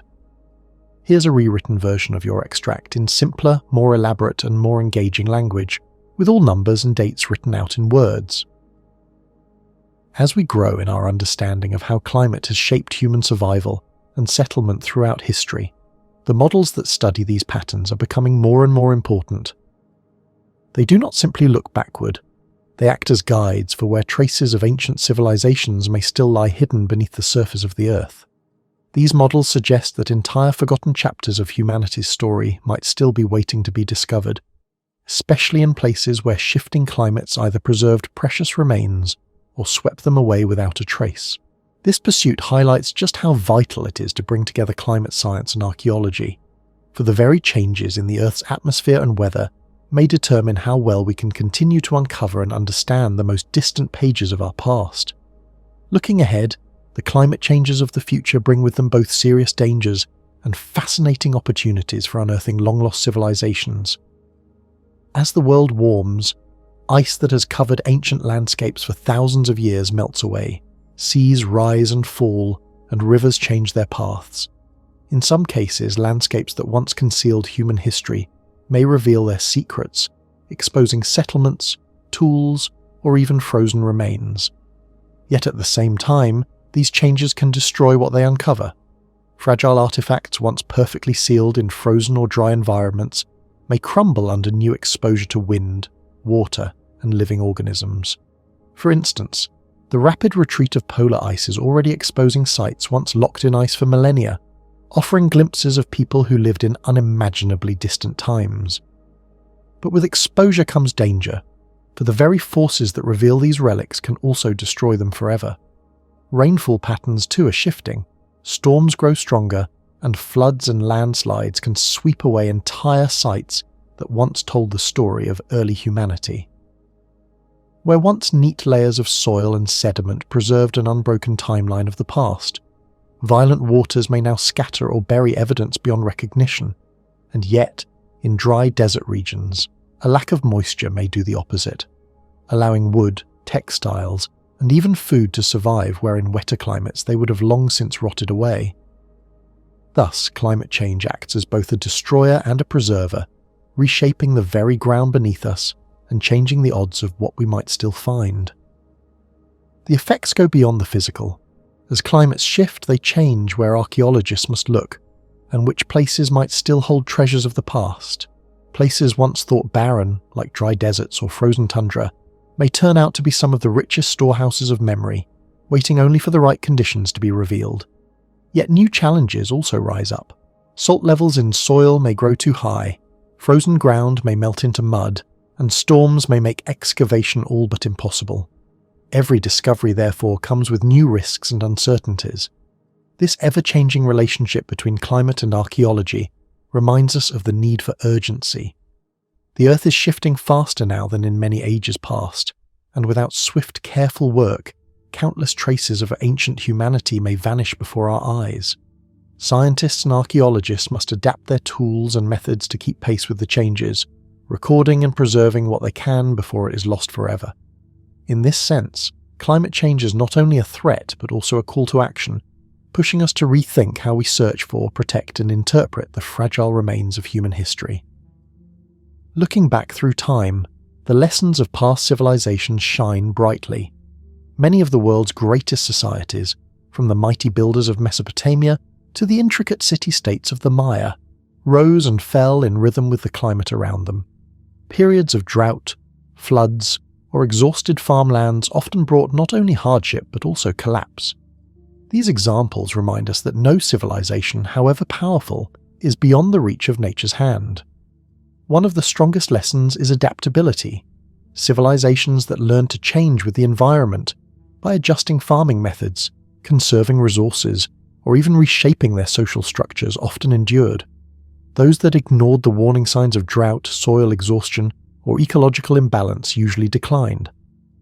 The fall of the great classic Maya, for instance, is closely tied to centuries of changing rainfall and deforestation, showing how human choices and natural forces can combine to bring about decline. Another lesson is foresight. Many ancient societies lack the ability, or perhaps the will, to think far into the future. They consumed resources faster than they could be renewed, cut down forests without replanting, or drew too heavily from rivers and fields until nothing remained. In this, we see clear warnings for our own age, for we too face the dangers of unchecked deforestation, fossil fuel exhaustion, and pollution. The echoes of past collapses tell us plainly, a civilization that does not live within the limits of nature cannot last. Yet history also shows that crisis can give birth to renewal. When faced with disaster, humans have often responded with creativity, inventing new tools, new systems of farming, or even new beliefs to help them survive. This adaptability, this ability to transform, is one of the deepest strengths of humanity. The quest to discover extraterrestrial intelligence reaches far beyond the simple hope of sending or receiving messages from distant civilizations. It also embraces a far more intriguing and profound idea, that evidence of ancient extraterrestrial visitors might already be hidden within the vast reaches of our cosmic neighborhood. This concept is closely linked to what scientists call the Panspermia hypothesis, which proposes that highly advanced civilizations could have emerged on Earth or elsewhere long before humans appeared, leaving behind subtle yet detectable traces of their existence. In this sense, search for extraterrestrial intelligence, SETI, is not just about listening for fleeting signals. It becomes a cosmic detective story, searching for artifacts, structures, or anomalies that may hint at civilizations long vanished from the universe. Traditional SETI work has mostly concentrated on identifying electromagnetic signals, radio waves, laser pulses, or other forms of light that intelligent beings might have intentionally transmitted. Yet if such civilizations rose and fell millions or even billions of years ago, their communications would likely have ceased long before humanity developed radio or other technologies. In this scenario, the conventional approach of listening for active signals might miss the deeper story entirely. Increasingly, scientists are turning their attention to the possibility that remnants of these ancient civilizations might still exist in the form of astroarchaeological artifacts, unusual structures, modifications to planetary surfaces, or anomalous cosmic phenomena that defy natural explanations. One key area of investigation involves carefully studying the surfaces of planets, moons, and asteroids for signs of artificial alteration. Strange landforms, geometric patterns, or anomalous energy readings could suggest past construction or resource extraction activities. Similarly, the discovery of unnatural mineral deposits, large-scale excavation sites, or formations that do not fit known geological processes could indicate industrial activity from civilizations that existed long before our own. These clues, preserved on planetary or even interstellar scales, could offer tantalizing glimpses into the lives and technologies of beings who inhabited the cosmos eons before humanity. SETI researchers also explore the wider cosmos for what are called technosignatures, indirect evidence of technological activity. These could include peculiar distributions of cosmic dust, unusual energy emissions, or even modifications to natural astrophysical processes.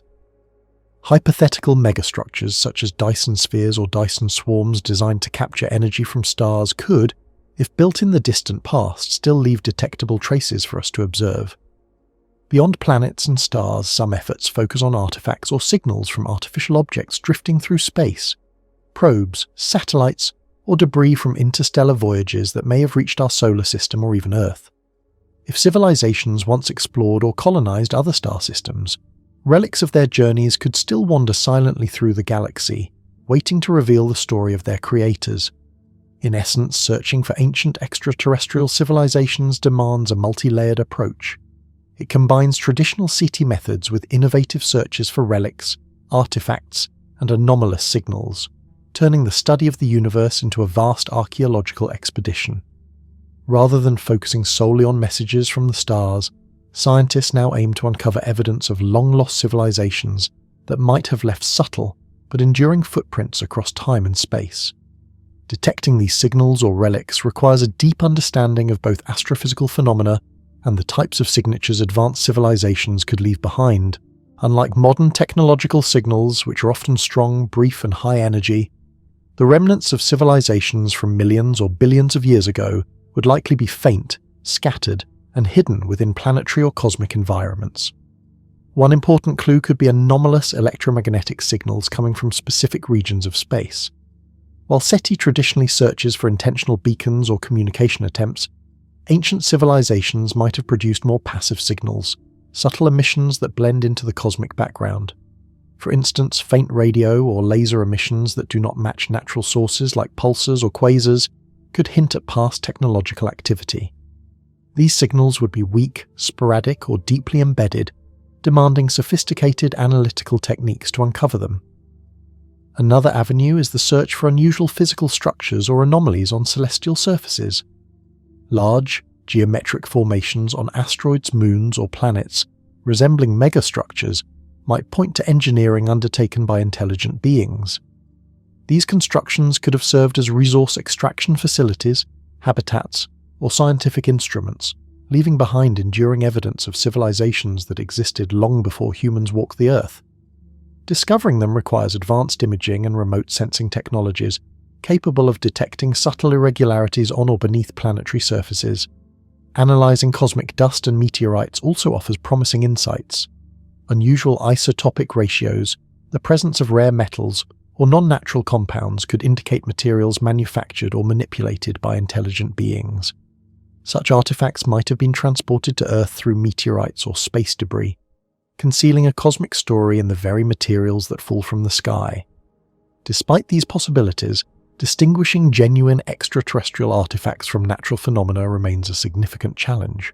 The faint traces of ancient civilizations could easily be overlooked or dismissed as geological quirks, rare chemical formations, or misinterpreted human artifacts unless examined with care and precision. Dating these objects accurately is also difficult, further complicating the quest to prove their non-human origins. If extraterrestrial objects are indeed hidden within Earth's geological or archaeological record, they could profoundly reshape our understanding of history.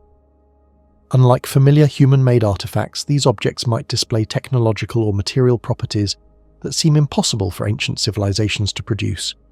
Examples could include advanced metallurgy, materials with isotopic signatures that do not occur naturally on Earth, or structures defying conventional construction methods. Such artifacts might lie buried in layers of sediment from ancient geological events, or be subtly incorporated into objects previously assumed to be entirely human-made. Finding and interpreting these anomalies demands a multidisciplinary approach. Geochemists can examine isotopic compositions for signs of extraterrestrial origin. Materials scientists can study alloys or composites that do not match terrestrial processes. An archaeologist must consider the possibility that enigmatic carvings, symbols, or tools might have non-human creators. Even meteorite fragments or unusual mineral deposits embedded in ancient sediments could reveal hidden stories of alien technology if studied with open-minded curiosity. The challenge lies in separating true extraterrestrial relics from rare natural events or misunderstandings of ancient craftsmanship. Anomalous objects in archaeological sites are often dismissed as coincidental or modern contamination unless validated through rigorous scientific investigation. Yet even a single confirmed extraterrestrial artifact would force a fundamental reassessment of human history and our place in the cosmos. Ancient alien theories provide a compelling framework for rethinking ambiguous archaeological discoveries. They suggest that extraterrestrial beings could have influenced, guided, or even seeded early human civilizations. This perspective encourages researchers to examine unusual artifacts, inexplicable structures, or mysterious markings with fresh eyes, considering the possibility of non-human origins. Objects that defy conventional cultural or technological explanations, strange carvings, unusual symbols, or enigmatic constructions, might be evidence of contact with advanced visitors from the stars, perhaps intended as messages or symbols whose meaning has been lost over millennia. This approach challenges scholars to reconsider the assumption that all ancient artifacts are purely human creations. It invites interdisciplinary collaboration, combining astronomy, geology, materials science, and archaeology to explore the potential extraterrestrial connections of enigmatic objects. By considering that some artifacts or materials may originate from beyond our world, researchers are encouraged to adopt innovative investigative methods, broadening our understanding of history, technology, and the universe itself. Ultimately, the search for ancient extraterrestrial civilizations transforms SETI into a cosmic archaeology, revealing the possibility that humanity's story may be intertwined with that of far older distant visitors who once shaped the universe in ways we are only beginning to imagine. The idea that ancient extraterrestrial civilizations might have existed influences the way scientists search for signs of intelligent life beyond our planet, expanding the search far beyond the usual archaeological digs on Earth. Instead of looking only at ruins or artifacts buried beneath our soil, researchers now consider the cosmos itself as a potential archive of evidence. They explore cosmic phenomena, meteoritic debris, and interstellar dust, all of which could carry hints, remnants, or even physical traces of civilizations that existed long before humans or far away in distant star systems. This perspective opens a remarkable possibility. The very materials that fall to Earth from space, the countless meteorites and microscopic particles of cosmic dust, might hold within them encoded information, biological signatures, or relics of encounters with otherworldly civilizations. Meteorites are not just fragments of shattered planets and asteroids. They are messengers, traveling across the vastness of space and potentially delivering fragments of civilizations long lost. Each meteorite may carry unique chemical fingerprints or isotopic patterns tied to the planetary body from which it originated. When one lands on Earth, it brings with it a snapshot of a foreign world, sometimes even containing anomalies that hint at artificial intervention. Certain isotopes of elements such as nitrogen or noble gases may appear in ratios that do not naturally occur in planetary geology, suggesting processes that could be technological in nature. Some meteorites even reveal microscopic structures that resemble intricate machine-like patterns, sparking speculation that they may be remnants of intelligent activity. Cosmic dust, though far subtler than meteorites, provides another fascinating avenue for discovery. These tiny grains, originating from comets, asteroids, and interstellar clouds, can carry complex organic molecules, unusual minerals, or chemical patterns that might hint at life or technology. Over time, this dust slowly accumulates in planetary atmospheres, forming a continuous record of material arriving from across the galaxy. By collecting and analysing it, scientists can detect anomalies, compounds or structures that defy natural formation, which could serve as indirect evidence of extraterrestrial activity or influence. Modern analytical tools enhance this search dramatically. High-precision mass spectrometry, electron microscopy, and advanced spectroscopy allow scientists to uncover the smallest chemical, isotopic, or structural irregularities within meteorites and cosmic dust. Even the tiniest anomaly can provide a tantalizing clue to civilizations that may have existed in our galaxy millions or even billions of years ago. Each fragment of cosmic material becomes a potential key to unlocking hidden chapters of universal history, revealing interactions between ancient civilizations and the wider cosmos. Astronomy itself becomes an essential tool in this quest. Observing stars, planetary systems, and cosmic anomalies allows researchers to identify regions where remnants of ancient civilizations, or their artifacts, might exist. This exploration goes far beyond simple telescope observations. It involves detailed scrutiny of stellar behavior, planetary compositions, and unusual cosmic events. For instance, astronomers have investigated stars exhibiting irregular dimming patterns, like the mysterious star KIC 8462852, known to the public as Tabby's star. Such anomalies have led to speculation that immense artificial structures, perhaps built to harvest a star's energy, could be responsible. Infrared telescopes such as the Wide Field Infrared Survey Explorer, or WISE, play a key role in detecting these large-scale structures. If an advanced civilization built a colossal energy harvesting system, like a Dyson sphere surrounding its star, it would emit a distinctive infrared signature, one that astronomers can distinguish from natural cosmic radiation. Likewise, radio observatories, including the Allen Telescope Array, search for patterned or narrow-band signals that could indicate technological activity, whether from active civilizations or relics of the past. Even the study of planetary surfaces and atmospheres offers clues. Spectroscopic analysis can reveal unusual chemical compositions or surface features that do not form naturally, potentially pointing to artificial modification or deposited artifacts. Similarly, careful surveys of the Kuiper Belt or the Oort cloud may uncover debris fields or patterns too orderly to be purely natural, suggesting the hand of intelligence somewhere in the distant past. Despite these sophisticated techniques, distinguishing natural cosmic phenomena from signs of intelligent activity is an immense challenge. The universe teems with energetic events, fast radio bursts, pulsars, supernovae that can mimic artificial signals. Fast radio bursts, intense flashes of radio waves lasting mere milliseconds, might appear to be messages from alien civilizations, yet they are believed to originate from neutron star collisions or magnetoactivity. Pulsars emit steady, repeating radio pulses that, while impressive, follow well-understood natural laws. The difficulty lies in separating true anomalies from the natural noise of the cosmos, particularly when signals are weak, transient, or affected by interference from human-made satellites and terrestrial sources. Adding to this complexity is the possibility that extraterrestrial civilizations communicate using technologies beyond our current understanding, such as laser pulses, neutrino emissions, or entirely exotic methods. Our instruments might not even recognize these signals as artificial, making the search as much a philosophical puzzle as a technological one. Scientists must ask not only how to detect intelligence, but also how to define a signature of intelligence amidst the overwhelming vastness of space. Looking ahead, future space missions hold extraordinary potential to uncover evidence of ancient life or civilizations beyond Earth.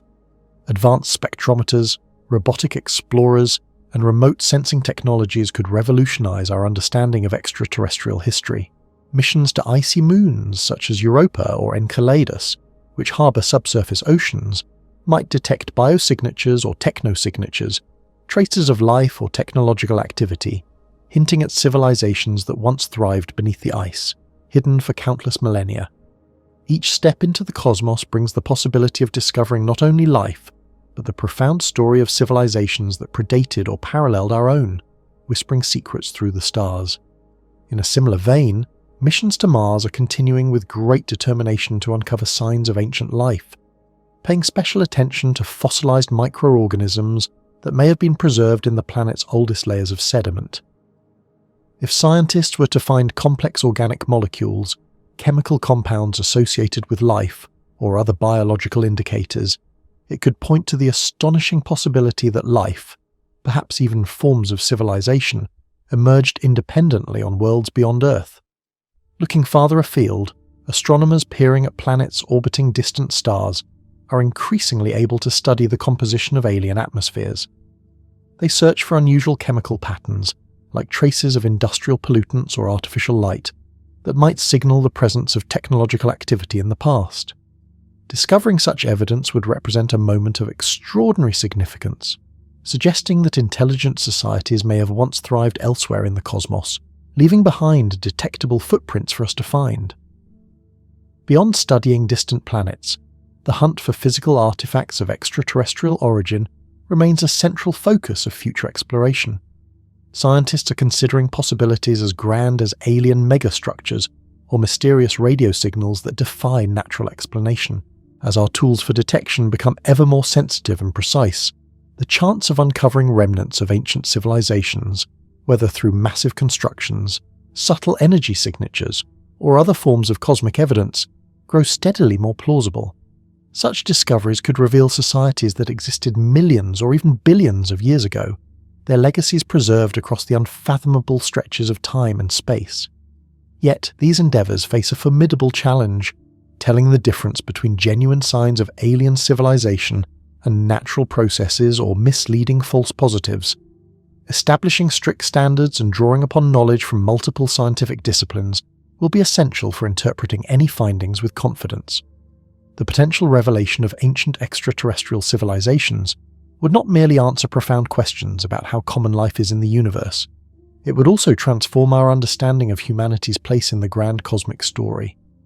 We would be compelled to reflect on whether humans are unique in their intelligence and creativity, or merely one chapter in a vast unfolding saga of civilizations scattered across the stars. Such a discovery would inevitably lead us to re-examine the origins of our own species and the deep mysteries of life itself. The discovery of evidence suggesting that civilizations existed before humans would completely transform how we understand the story of life on Earth. It would shake the foundations of science, philosophy, and society alike, forcing a dramatic shift in the way we view our own place in history. For centuries, human evolution has been seen as a straight line, a gradual march culminating in modern Homo sapiens. This understanding has been supported by fossils, genetic research, and countless archaeological discoveries, all piecing together a timeline of our species' rise. Yet finding traces of civilizations that predate humans would challenge this neat linear story. It would suggest that intelligent life, and perhaps even complex societies, existed long before humans walked the Earth. Such a revelation would imply that humans are neither the only nor the first creators of civilization. We would have to reconsider what it truly means to be intelligent and capable of shaping the world. Did these ancient civilizations possess technologies comparable to our own, or did they wield forms of knowledge and social organization that surpass our current understanding? Perhaps they built cities, cultivated knowledge, or manipulated their environment in ways we cannot yet imagine. The possibility that such societies may have risen and fallen, leaving behind subtle, buried, or long-forgotten traces, would dramatically reshape our understanding of resilience, vulnerability, and the lifespans of civilizations over millions of years. This discovery would also force us to rethink the way we see human progress. It would challenge the deeply ingrained human-centered perspective that places our species at the pinnacle of intelligence and achievement. Instead, it would hint that humans are latecomers in a much larger story, part of a long and intricate web of life and intelligence stretching back far before our arrival. Questions that have long hovered at the edges of science and philosophy, about purpose, destiny, and the sustainability of civilization, would suddenly take on new urgency. If other civilizations could rise, flourish, and vanish, what lessons might they hold for our own survival? Beyond science, the implications would resonate deeply in culture, philosophy, and our sense of identity. It would humble us, forcing a re-evaluation of assumptions about our uniqueness, the meaning of consciousness, and the nature of progress itself. Myths, religious beliefs, and philosophical doctrines that elevate humanity as a singular, special species might be reconsidered in light of a broader cosmic narrative. Rather than a linear story of human ascendancy, we might see history as a complex, perhaps cyclical saga of intelligence, invention, and adaptation, one in which humans are only the latest actors on a much longer stage. The realization that humans are neither the first nor the sole intelligent species would challenge some of our most deeply held ideas about the world. For thousands of years, many cultures have seen humanity as the peak of creation, a species with a unique, perhaps sacred role in the universe.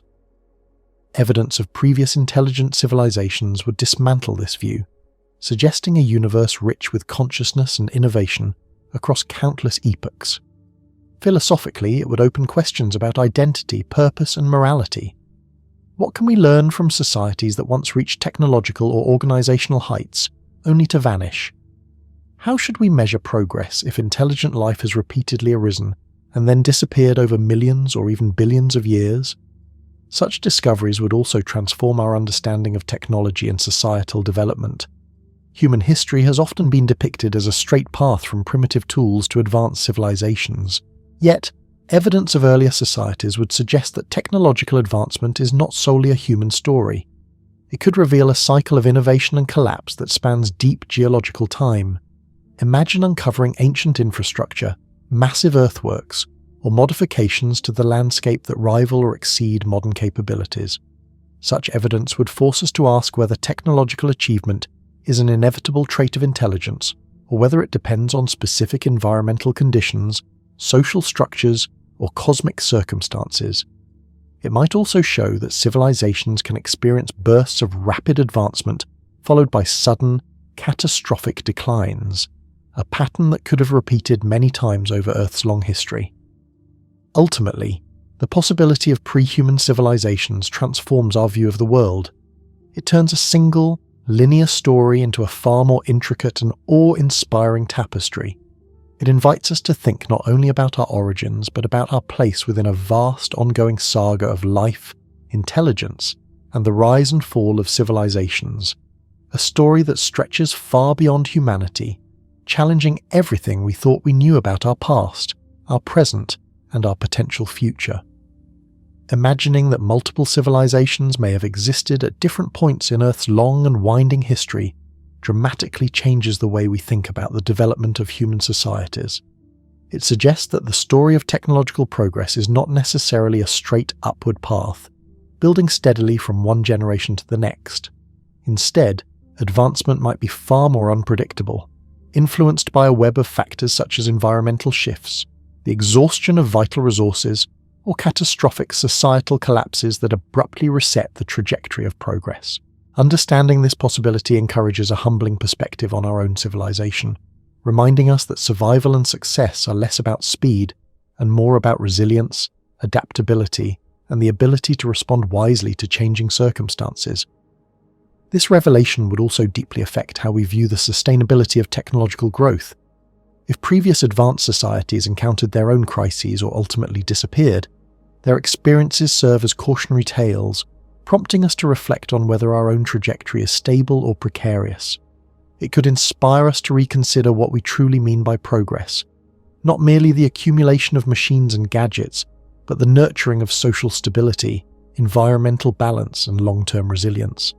In other words, true progress might not be measured only by the sophistication of our inventions, but by the harmony between our civilizations and the world we inhabit.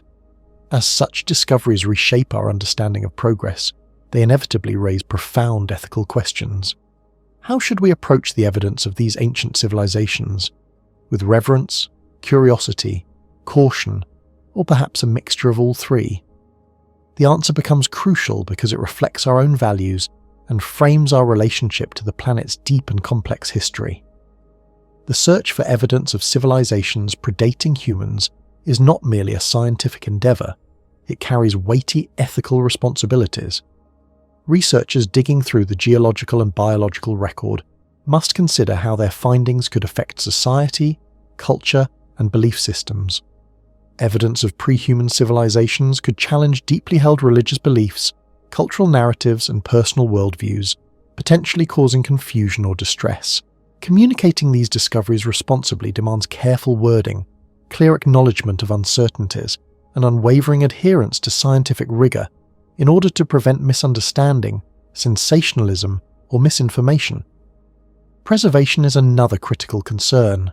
Excavating or probing delicate geological layers risks destroying fragile evidence or disturbing sensitive environments that have been protected for millions of years.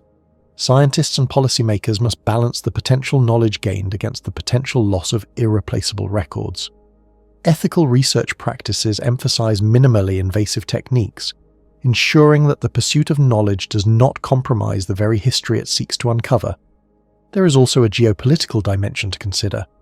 Unearthing evidence of advanced ancient civilizations could challenge national histories, cultural pride, or claims of heritage, opening the door to misuse of information for political or ideological purposes. This underscores the importance of international collaboration, transparency, and peer-reviewed research, alongside a commitment to respecting the sovereignty of archaeological sites and ensuring that exploration is guided by collective, responsible stewardship. Beyond immediate societal impacts, the discovery of ancient civilizations also forces us to reflect on our duties to future generations. Decisions about what evidence to preserve, how to interpret ambiguous findings, and when or whether to disclose sensitive information all carry moral weight. Scientists must weigh their thirst for knowledge against the potential social and environmental consequences, striving to honour both the integrity of their work and the well-being of the communities that will inherit this knowledge. As technology continues to advance, these ethical considerations will grow ever more important in guiding responsible exploration of Earth's deepest history. Future scientific breakthroughs promise to dramatically expand our ability to detect and interpret signs of civilizations that existed long before humans. As our tools and techniques improve, we gain the power to uncover subtle traces hidden deep within Earth's geological and environmental archives. For example, advances in high-resolution isotope analysis might allow scientists to identify unusual chemical patterns indicative of large-scale industrial or technological activity, patterns that would otherwise appear completely natural. Likewise, improvements in microscopic imaging, such as enhanced electron microscopy or the use of synchrotron radiation, may reveal minute structures or materials, special ceramics, metals, or composites that point unmistakably toward artificial origins. Emerging scientific fields like astrochronology and geophysical imaging further refine our understanding of Earth's distant past. Enhanced seismic surveys combined with machine learning could uncover buried structures or anomalies, challenging long-held assumptions about the timing and nature of past civilizations. These methods allow researchers to distinguish natural geological formations from potential signs of technological activity, even in areas once considered barren or inhospitable to life. Advances in computational power and data analysis will also play a pivotal role, allowing scientists to process enormous datasets and detect patterns that would previously have gone unnoticed. This could reveal subtle, widespread markers of ancient civilization, such as global dispersal of particular isotopes or unusual distributions of minerals linked to human-like activity. Integrating these findings with climate models and paleo-environmental data will shed light on how ancient societies interacted with their surroundings, providing indirect evidence of their existence and impact. As detection methods improve, our ability to interpret discoveries becomes increasingly sophisticated. Precise dating and contextual understanding will help distinguish human-made artifacts from natural phenomena, transforming speculative ideas into evidence-based historical narratives. In this way, science can gradually uncover the vast, intricate, and often hidden story of civilizations that may have flourished on Earth long before humanity arrived. Central to this pursuit is interdisciplinary collaboration, investigating hypotheses like the Panspermia hypothesis, which challenges conventional views of history, requires insights from a wide range of fields: geology, paleontology, archaeology, climatology, astrophysics, and even genetics. Geologists and paleontologists provide crucial data from sediment layers, isotopic signatures, and fossil records, which may reveal traces of ancient industrial activity or environmental impacts. Archaeologists develop innovative methods to detect subtle artifacts or structural anomalies buried deep in the earth, often using advanced imaging technologies such as ground-penetrating radar or remote sensing. Together, these disciplines create a comprehensive picture, allowing us to explore Earth's deep past with unprecedented depth, precision, and imagination. Scientists from different fields are increasingly joining forces to explore the deep history of our planet, each bringing unique tools and perspectives to the quest. Climatologists, for instance, study ancient weather patterns and environmental shifts, revealing how drastic changes in temperature, rainfall, or ocean currents may have helped civilizations rise or caused them to collapse. Astrophysicists, on the other hand, examine cosmic events such as asteroid strikes, solar flares, or nearby supernovae that could have left their signatures in Earth's rock and soil. Meanwhile, geneticists dive into the fragments of ancient DNA preserved in bones, plants, and sediments, reconstructing biological histories that may hint at domesticated crops, livestock, or even traces of human ingenuity long before recorded history. When these disciplines combine, they create new ways of investigating the past.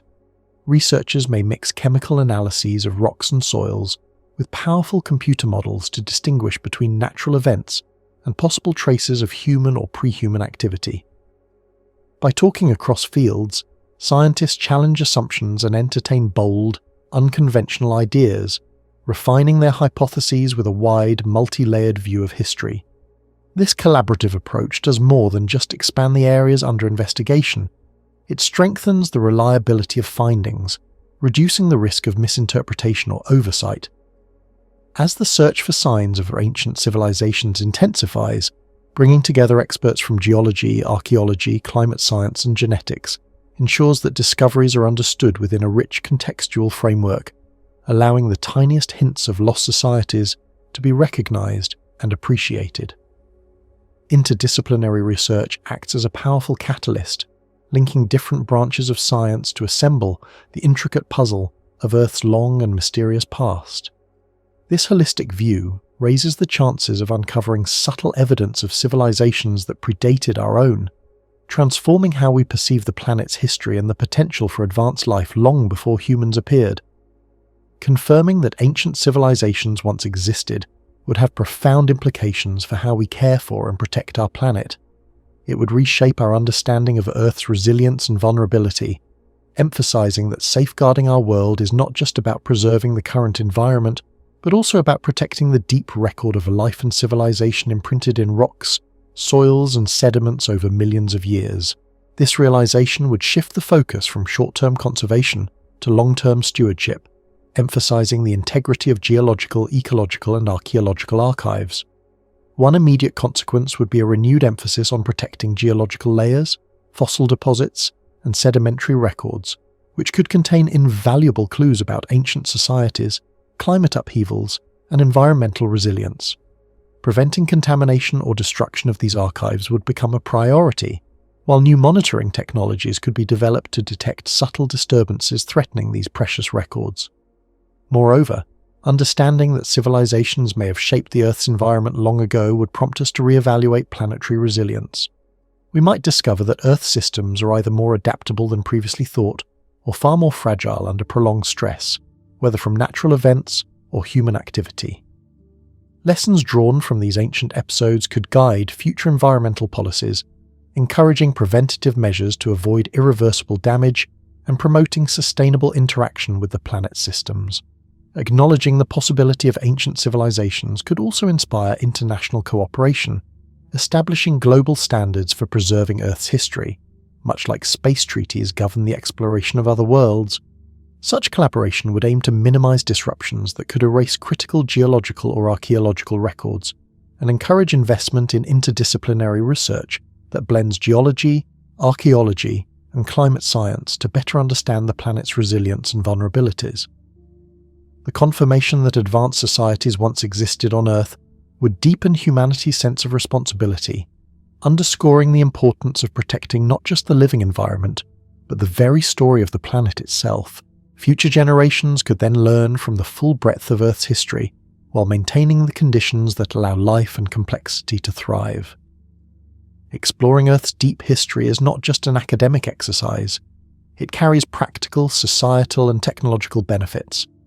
By studying ancient civilizations, whether fully human, pre-human, or transient biological communities, we gain insight into how life adapted, survived, and innovated across immense spans of time.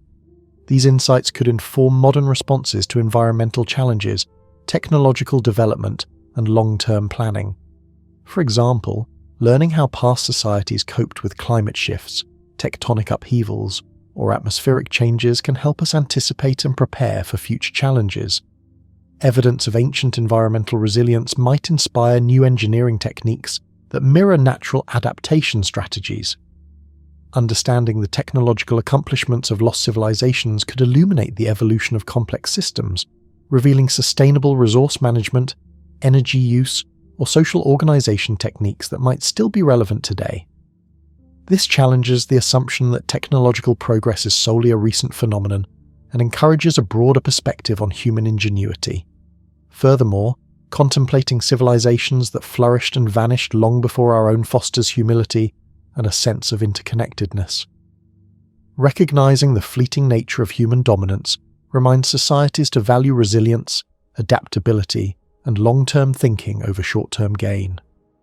On a practical level, the methods developed to detect and study ancient civilizations, advanced dating techniques, remote sensing, and sophisticated modeling often benefit other fields, from resource exploration to environmental monitoring and space research.